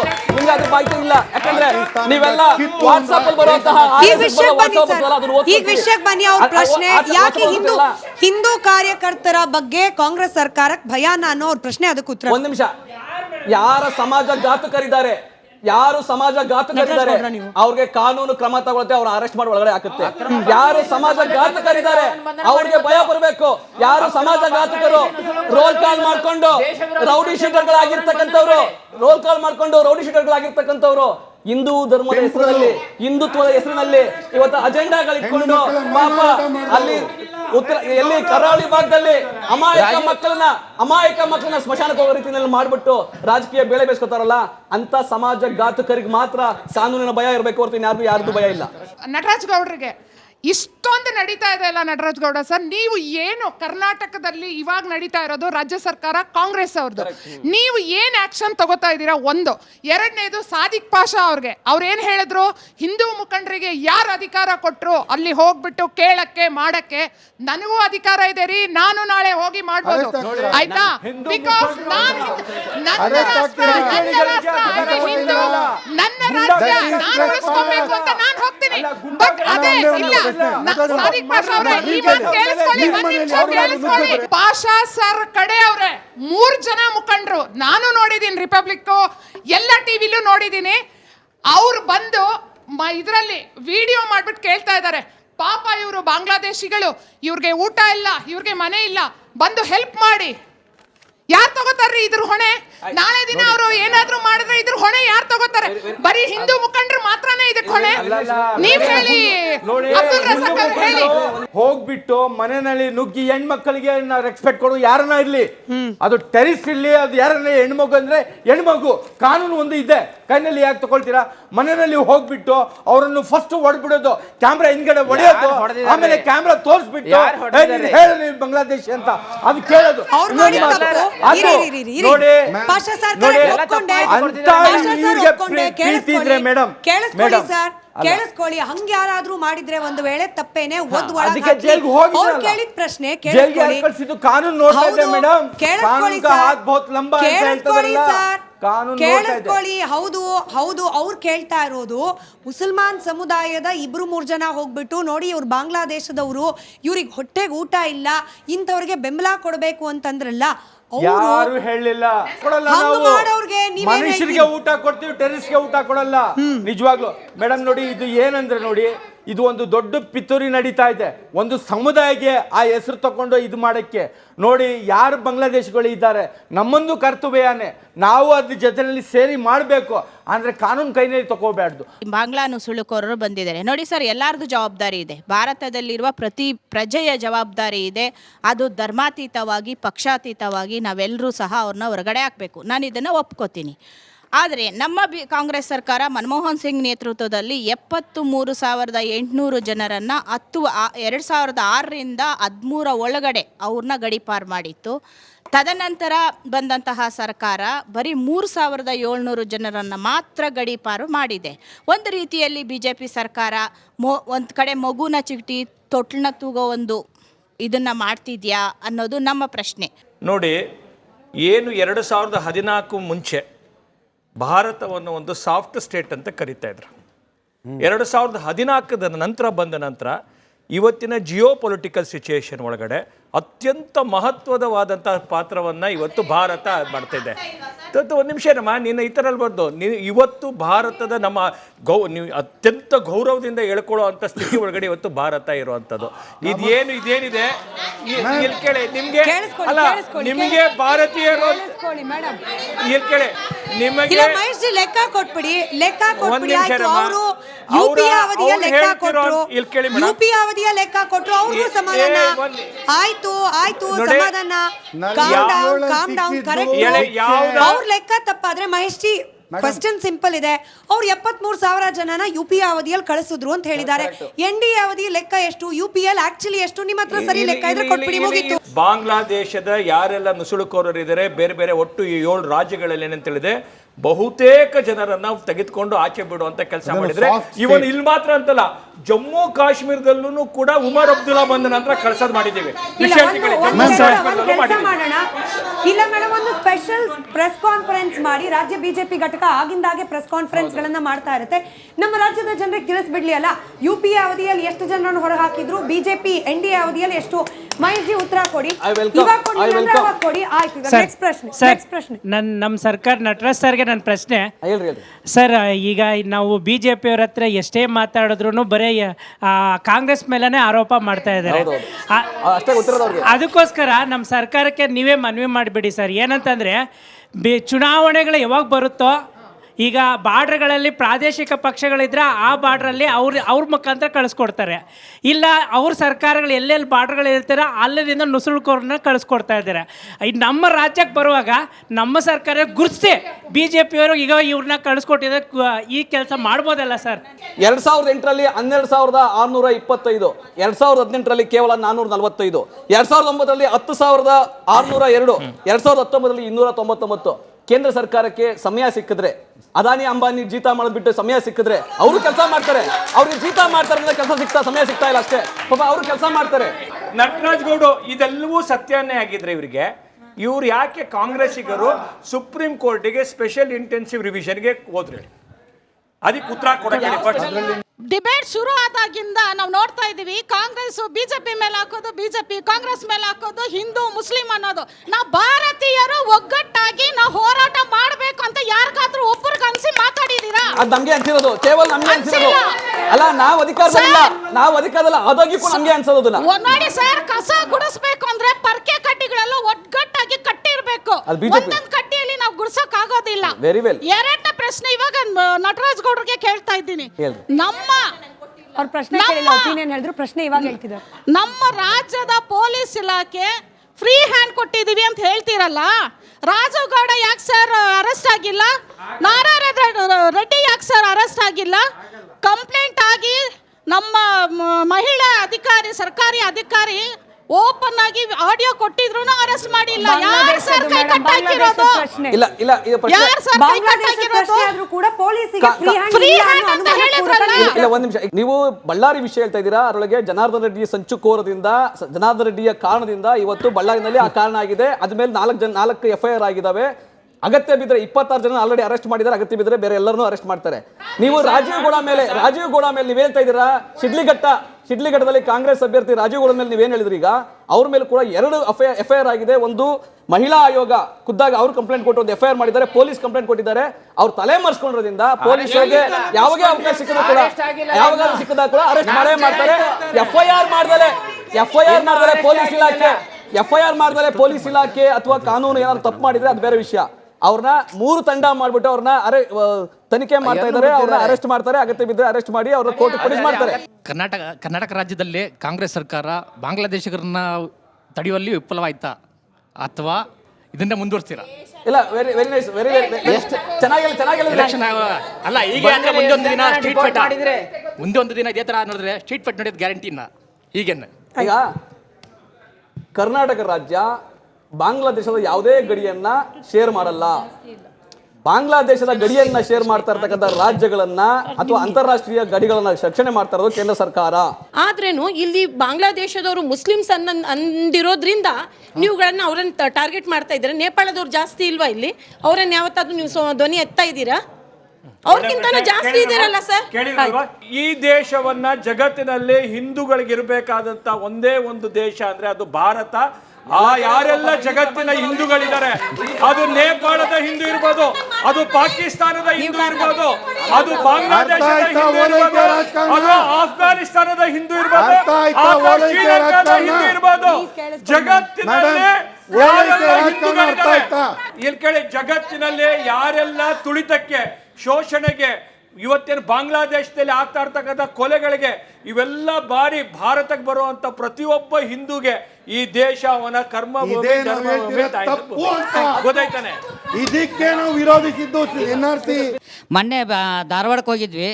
ಅಲ್ಲಿಂದ 9 ಗಂಟೆಗೆ ಟ್ರೈನ್ ಇತ್ತು. ಬರೀ ಬಾಂಗ್ಲಾದೇಶಗಳೇ, ಕನ್ನಡ ಬರಲ್ಲ, ಇಂಗ್ಲೀಷ್ ಬರಲ್ಲ, ಏನು ಬರಲ್ಲ. ನಿಂತ್ಕೊಳ್ಳೋಕೆ ಜಾಗ ಕೊಡಲಿಲ್ಲ.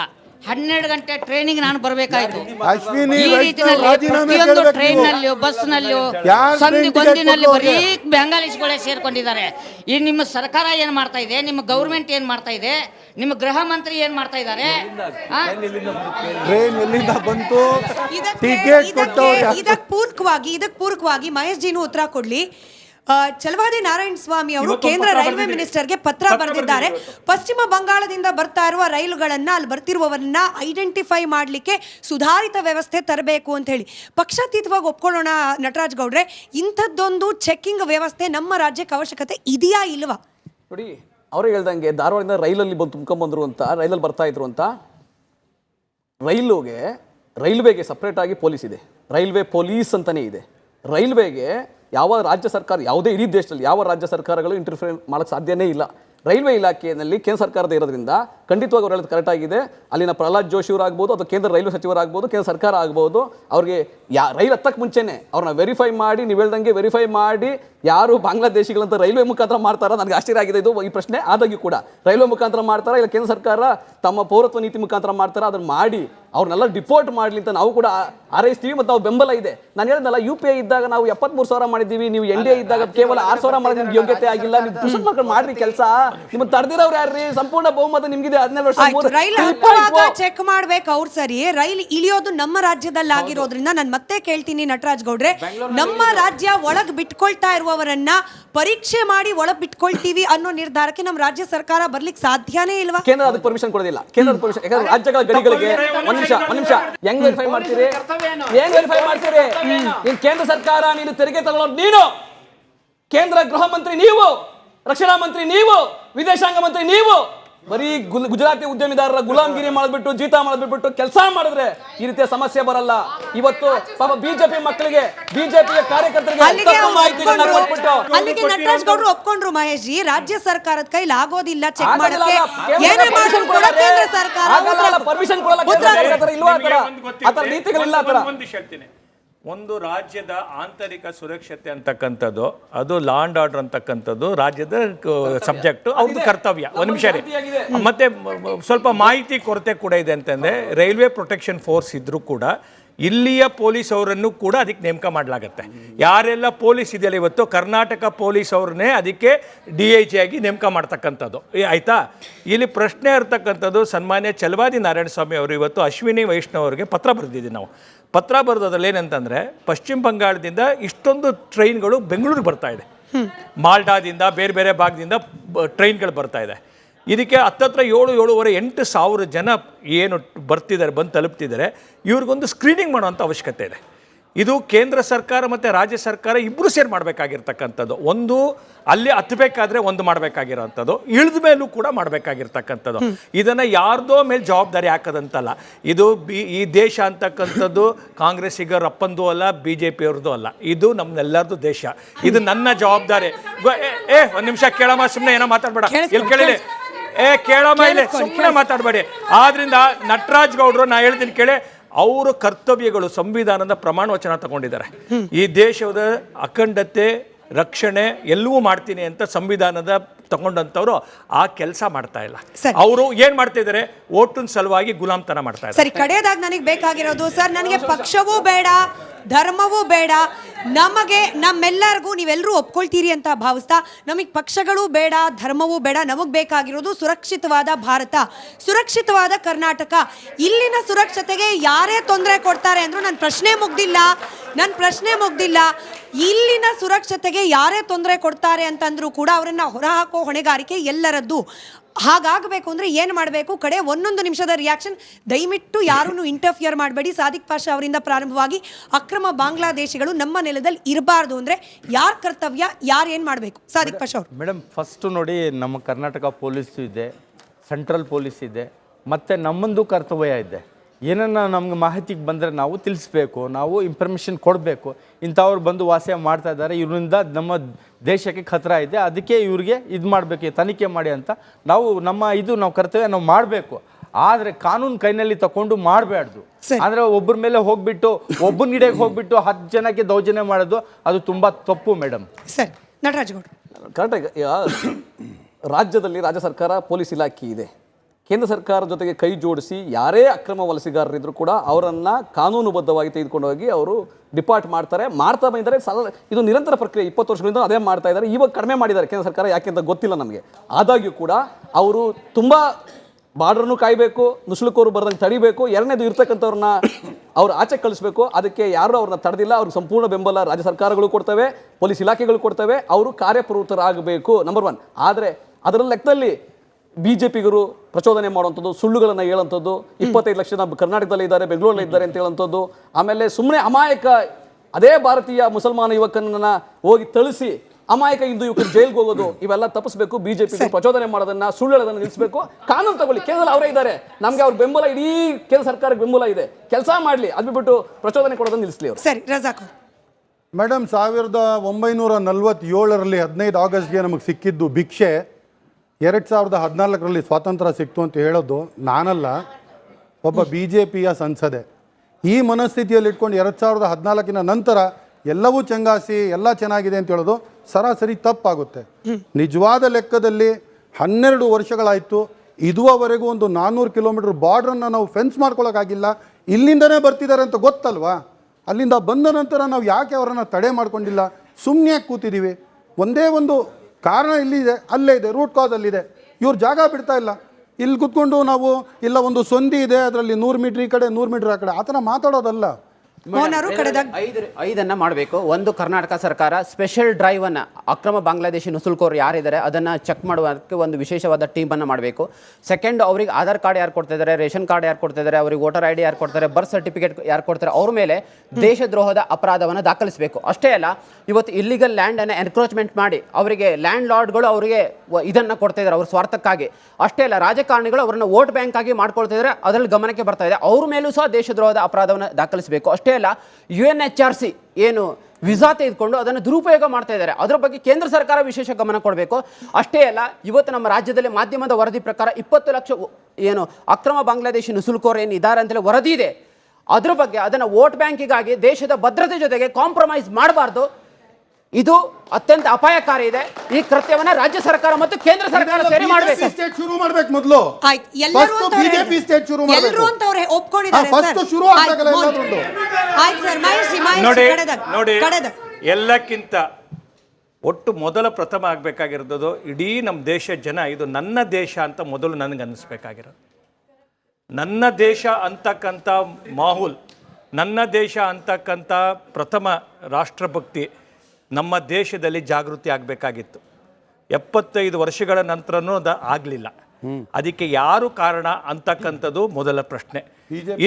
ಇದಕ್ಕೆ ಮೊದಲ ಪ್ರಶ್ನೆ ಏನಂತಂದ್ರೆ, ಈ ದೇಶದಿಂದ ಕಾಂಗ್ರೆಸ್ ಮುಕ್ತ ಆದಾಗ ನಮ್ಮ ದೇಶದ ಎಲ್ಲ ಸಮಸ್ಯೆಯೂ ಮುಕ್ತ ಆಗುತ್ತೆ. ಈ ದೇಶ ಡೆಮಾಕ್ರಸಿ ಪ್ರಜಾಪ್ರಭುತ್ವದ ವ್ಯವಸ್ಥೆ ಮೇಲೆ ನಿಂತಿರೋ ದೇಶಕ್ಕೆ ನೀವು ಕಾಂಗ್ರೆಸ್ ಮುಕ್ತ ಮಾಡುವ ಕಲ್ಪನೆ ನಿಮ್ದಾದ್ರೆ, ನಾಗರಿಕರಾಗಿ ನಮಗೆ ವಿರೋಧ ಪಕ್ಷ ಬೇಕು ಸರ್. ನೀವು ಕಾಂಗ್ರೆಸ್ ಮುಕ್ತ ಮಾಡ್ಲಿಕ್ಕೆ ಮುಂಚೆ ಬಾಂಗ್ಲಾದೇಶಿ ಮುಕ್ತ ಮಾಡಿ ಅದಕ್ಕೆ ಏನ್ ಮಾಡ್ಬೇಕು ಅನ್ನೋದನ್ನ ಹೇಳಿ. ಅದಕ್ಕೆ ಏನ್ ಮಾಡ್ಬೇಕು ಅನ್ನೋದನ್ನ ಆಯ್ತು ಅದಕ್ಕೆ ಉತ್ತರ ಕೊಡ್ತಾರೆ, ಕೇಳಿಸ್ಕೊಂಡು. ಕಾಂಗ್ರೆಸ್ ಮುಕ್ತ ಅಂದ್ರೆ ರಾಜಕೀಯ ಪಾರ್ಟಿ ಅಲ್ಲ. ಕಾಂಗ್ರೆಸ್ ಮುಕ್ತ ಅಂತಂದ್ರೆ ಒಂದು ಮನಸ್ಥಿತಿ. ಕಾಂಗ್ರೆಸ್ ಮುಕ್ತ ಅಂತಂದ್ರೆ ಒಂದು ಮನಸ್ಥಿತಿ. ಕಾಂಗ್ರೆಸ್ ಅಂತವರು ತಮ್ಮ ಸ್ವಾರ್ಥಕ್ಕೆ ಈ ದೇಶದಲ್ಲಿ ತುರ್ತು ಪರಿಸ್ಥಿತಿ ಈ ರಾಜ್ಯದ ಪೊಲೀಸ್ ಯಾಕೆ ಕೆಲಸ ಮಾಡಲಿಲ್ಲ? ಈ ರಾಜ್ಯದಲ್ಲಿ ಡಿಪೋರ್ಟೇಷನ್ ಯಾಕೆ ಡಿಪೋರ್ಟ್ ಮಾಡಲಿಲ್ಲ? ಈ ದೇಶದ ನನ್ನ ಸಮಸ್ಯೆ ಯಾಕೆ ಅನ್ನಿಸ್ಲಿಲ್ಲ? ನನಗೆ ಯಾಕೆ ಅನ್ನಿಸ್ಲಿಲ್ಲ? ಯಾಕೆ ಅನ್ನಿಸ್ಲಿಲ್ಲ ಅಂತಂದ್ರೆ ಈ ಮನಸ್ಥಿತಿ ಇದೆಯಲ್ಲ, ಓಲೈಸ್ಬೇಕು, ಓಟ್ಗೋಸ್ಕರ ಓಲೈಸ್ಬೇಕು ಅಂತ ಈ ಕಾರಣಕ್ಕೋಸ್ಕರ ಆಗಿರುವಂತದ್ದು. ಇದನ್ನು ಹೋಯ್ತು ಅಂತಂದ್ರೆ ಇದು ಥ್ಯಾಂಕ್ ಯು ಎಲ್ಲರಿಗೂ ಥ್ಯಾಂಕ್ ಯು ಸೋ ಮಚ್. ಯಾವ ಪಕ್ಷ ಓಲೈಕೆ ಮಾಡುತ್ತೋ ಮೇಡಮ್ ಥ್ಯಾಂಕ್ ಯು. ಯಾವ ಪಕ್ಷ ಓಲೈಕೆ ಮಾಡುತ್ತೋ, ಯಾವ ಪಕ್ಷ ವೋಟ್ ಬ್ಯಾಂಕ್ಗೋಸ್ಕರ ಚುನಾವಣೆಗಳಿಗೋಸ್ಕರ ದೇಶದ ಭದ್ರತೆಯನ್ನು ಕಾಂಪ್ರಮೈಸ್ ಮಾಡುತ್ತೋ ನಮಗೆ ಗೊತ್ತಿಲ್ಲ. ಯಾವ ಹಿಂದೂ ಸಂಘಟನೆಗಳು ಹೋಗುತ್ತೋ, ಯಾವ ಮುಸಲ್ಮಾನ್ ಸಂಘಟನೆಗಳು ಸುಮ್ಮನೆ ಇರುತ್ತೋ ನಮಗೂ ಗೊತ್ತಿಲ್ಲ. ಆದರೆ ಒಂದು ಜವಾಬ್ದಾರಿಯುತ ಮಾಧ್ಯಮವಾಗಿ ರಿಪಬ್ಲಿಕ್ ಕನ್ನಡ ಅಂತೂ ಅಕ್ರಮ ಬಾಂಗ್ಲಾದೇಶಿ ನಿವಾಸಿಗಳ ವಸಾಹತನ್ನು ಗುರುತಿಸುವ ಕಾರ್ಯ, ಪೊಲೀಸ್ ಇಲಾಖೆಗೆ ನಟರಾಜ್ ಗೌಡ್ರೆ ತಿಳಿಸುವ ಕಾರ್ಯವನ್ನು ರಿಪಬ್ಲಿಕ್ ಕನ್ನಡ ಮಾಡ್ತಾ ಇದೆ. ನಾವಂತೂ ನೋ ಕಾಂಪ್ರಮೈಸ್ ಪಾಲಿಸಿ ಮೂಲಕ ಈ ಕಾರ್ಯವನ್ನು ನಿರಂತರವಾಗಿ ಮಾಡ್ತಾ ಇರ್ತೀವಿ. ಅದಕ್ಕೆ ರಾಜಕೀಯ ಪಕ್ಷದ ಬೆಂಬಲ ಸಿಕ್ಕರೂ ಅಷ್ಟೇ, ಸಿಗದೇ ಇದ್ರೂ ಅಷ್ಟೇ ಅಂತ ಹೇಳ್ತಾ ಈ ಚರ್ಚೆ ಇಲ್ಲಿಗೆ ಮುಗಿಯೋದಿಲ್ಲ. ಎಲ್ಲಿವರೆಗೂ ಬಾಂಗ್ಲಾದೇಶಿಗಳ ವಿರುದ್ಧ ನಮ್ಮ ರಾಜ್ಯದಲ್ಲಿ ಸರಿಯಾದ ಕ್ರಮ ಆಗೋದಿಲ್ವೋ ಅಲ್ಲಿವರೆಗೂ ನಮ್ಮ ಈ ಪ್ರಯತ್ನ ಮುಂದುವರಿಯುತ್ತೆ ಅಂತ ಹೇಳ್ತಾ ಇವತ್ತಿನ ಚರ್ಚೆ ಮುಗಿಸ್ತಾ ಇದ್ದೀನಿ. ಧನ್ಯವಾದ ಎಲ್ರಿಗೂ ಚರ್ಚೆಯಲ್ಲಿ ಭಾಗಿಯಾಗಿದ್ದಕ್ಕೆ. ನೋಡ್ತಾ ಇರಿ ರಿಪಬ್ಲಿಕ್ ಕನ್ನಡ, ಇದು ನಿಮ್ಮ ಗಂಟು ಕಟ್ಟಿಕೋ ಲವಂಗ, ಹಸಿರು ಏಲಕ್ಕಿಯಿಂದ ತುಂಬಿದ MDH ಮಸಾಲೆ. MDH ದಮ್ ಹಾಲು, ನಾಲ್ ತಡ್ಕ ಮತ್ತು ಮಶ್ರೂಮ್ ಮಸಾಲೆ. MDH ನಿಂದ ಊಟ ಪ್ರತಿ ಸಲ ಸ್ವಾದಿಷ್ಟಕರ. MDH ಯಾವಾಗ್ಲೂ ನಿಮ್ಗೆ ಹೊಸ ರುಚಿ ನೀಡಲು ಪ್ರತಿಬದ್ಧವಾಗಿದೆ. ಆರೋಗ್ಯ ಹಾಗೂ ನ್ಯೂಟ್ರಿಷನ್ ಸಿಗುತ್ತೆ, ನೋಡಿ ಬಾಡಿ ಸ್ಟ್ರಾಂಗ್ ಆಗುತ್ತೆ. ಸ್ವಲ್ಪ ತಿಂದು ಹಸಿವು ನಿಗುತ್ತೆ, ಡೈಜೆಷನ್ಗೆ ಇಲ್ಲ ಅಪಾಯ. MDH ಸೋಯಾ ಟೀ, ಅಸಲಿ ಪ್ರೋಟೀನ್.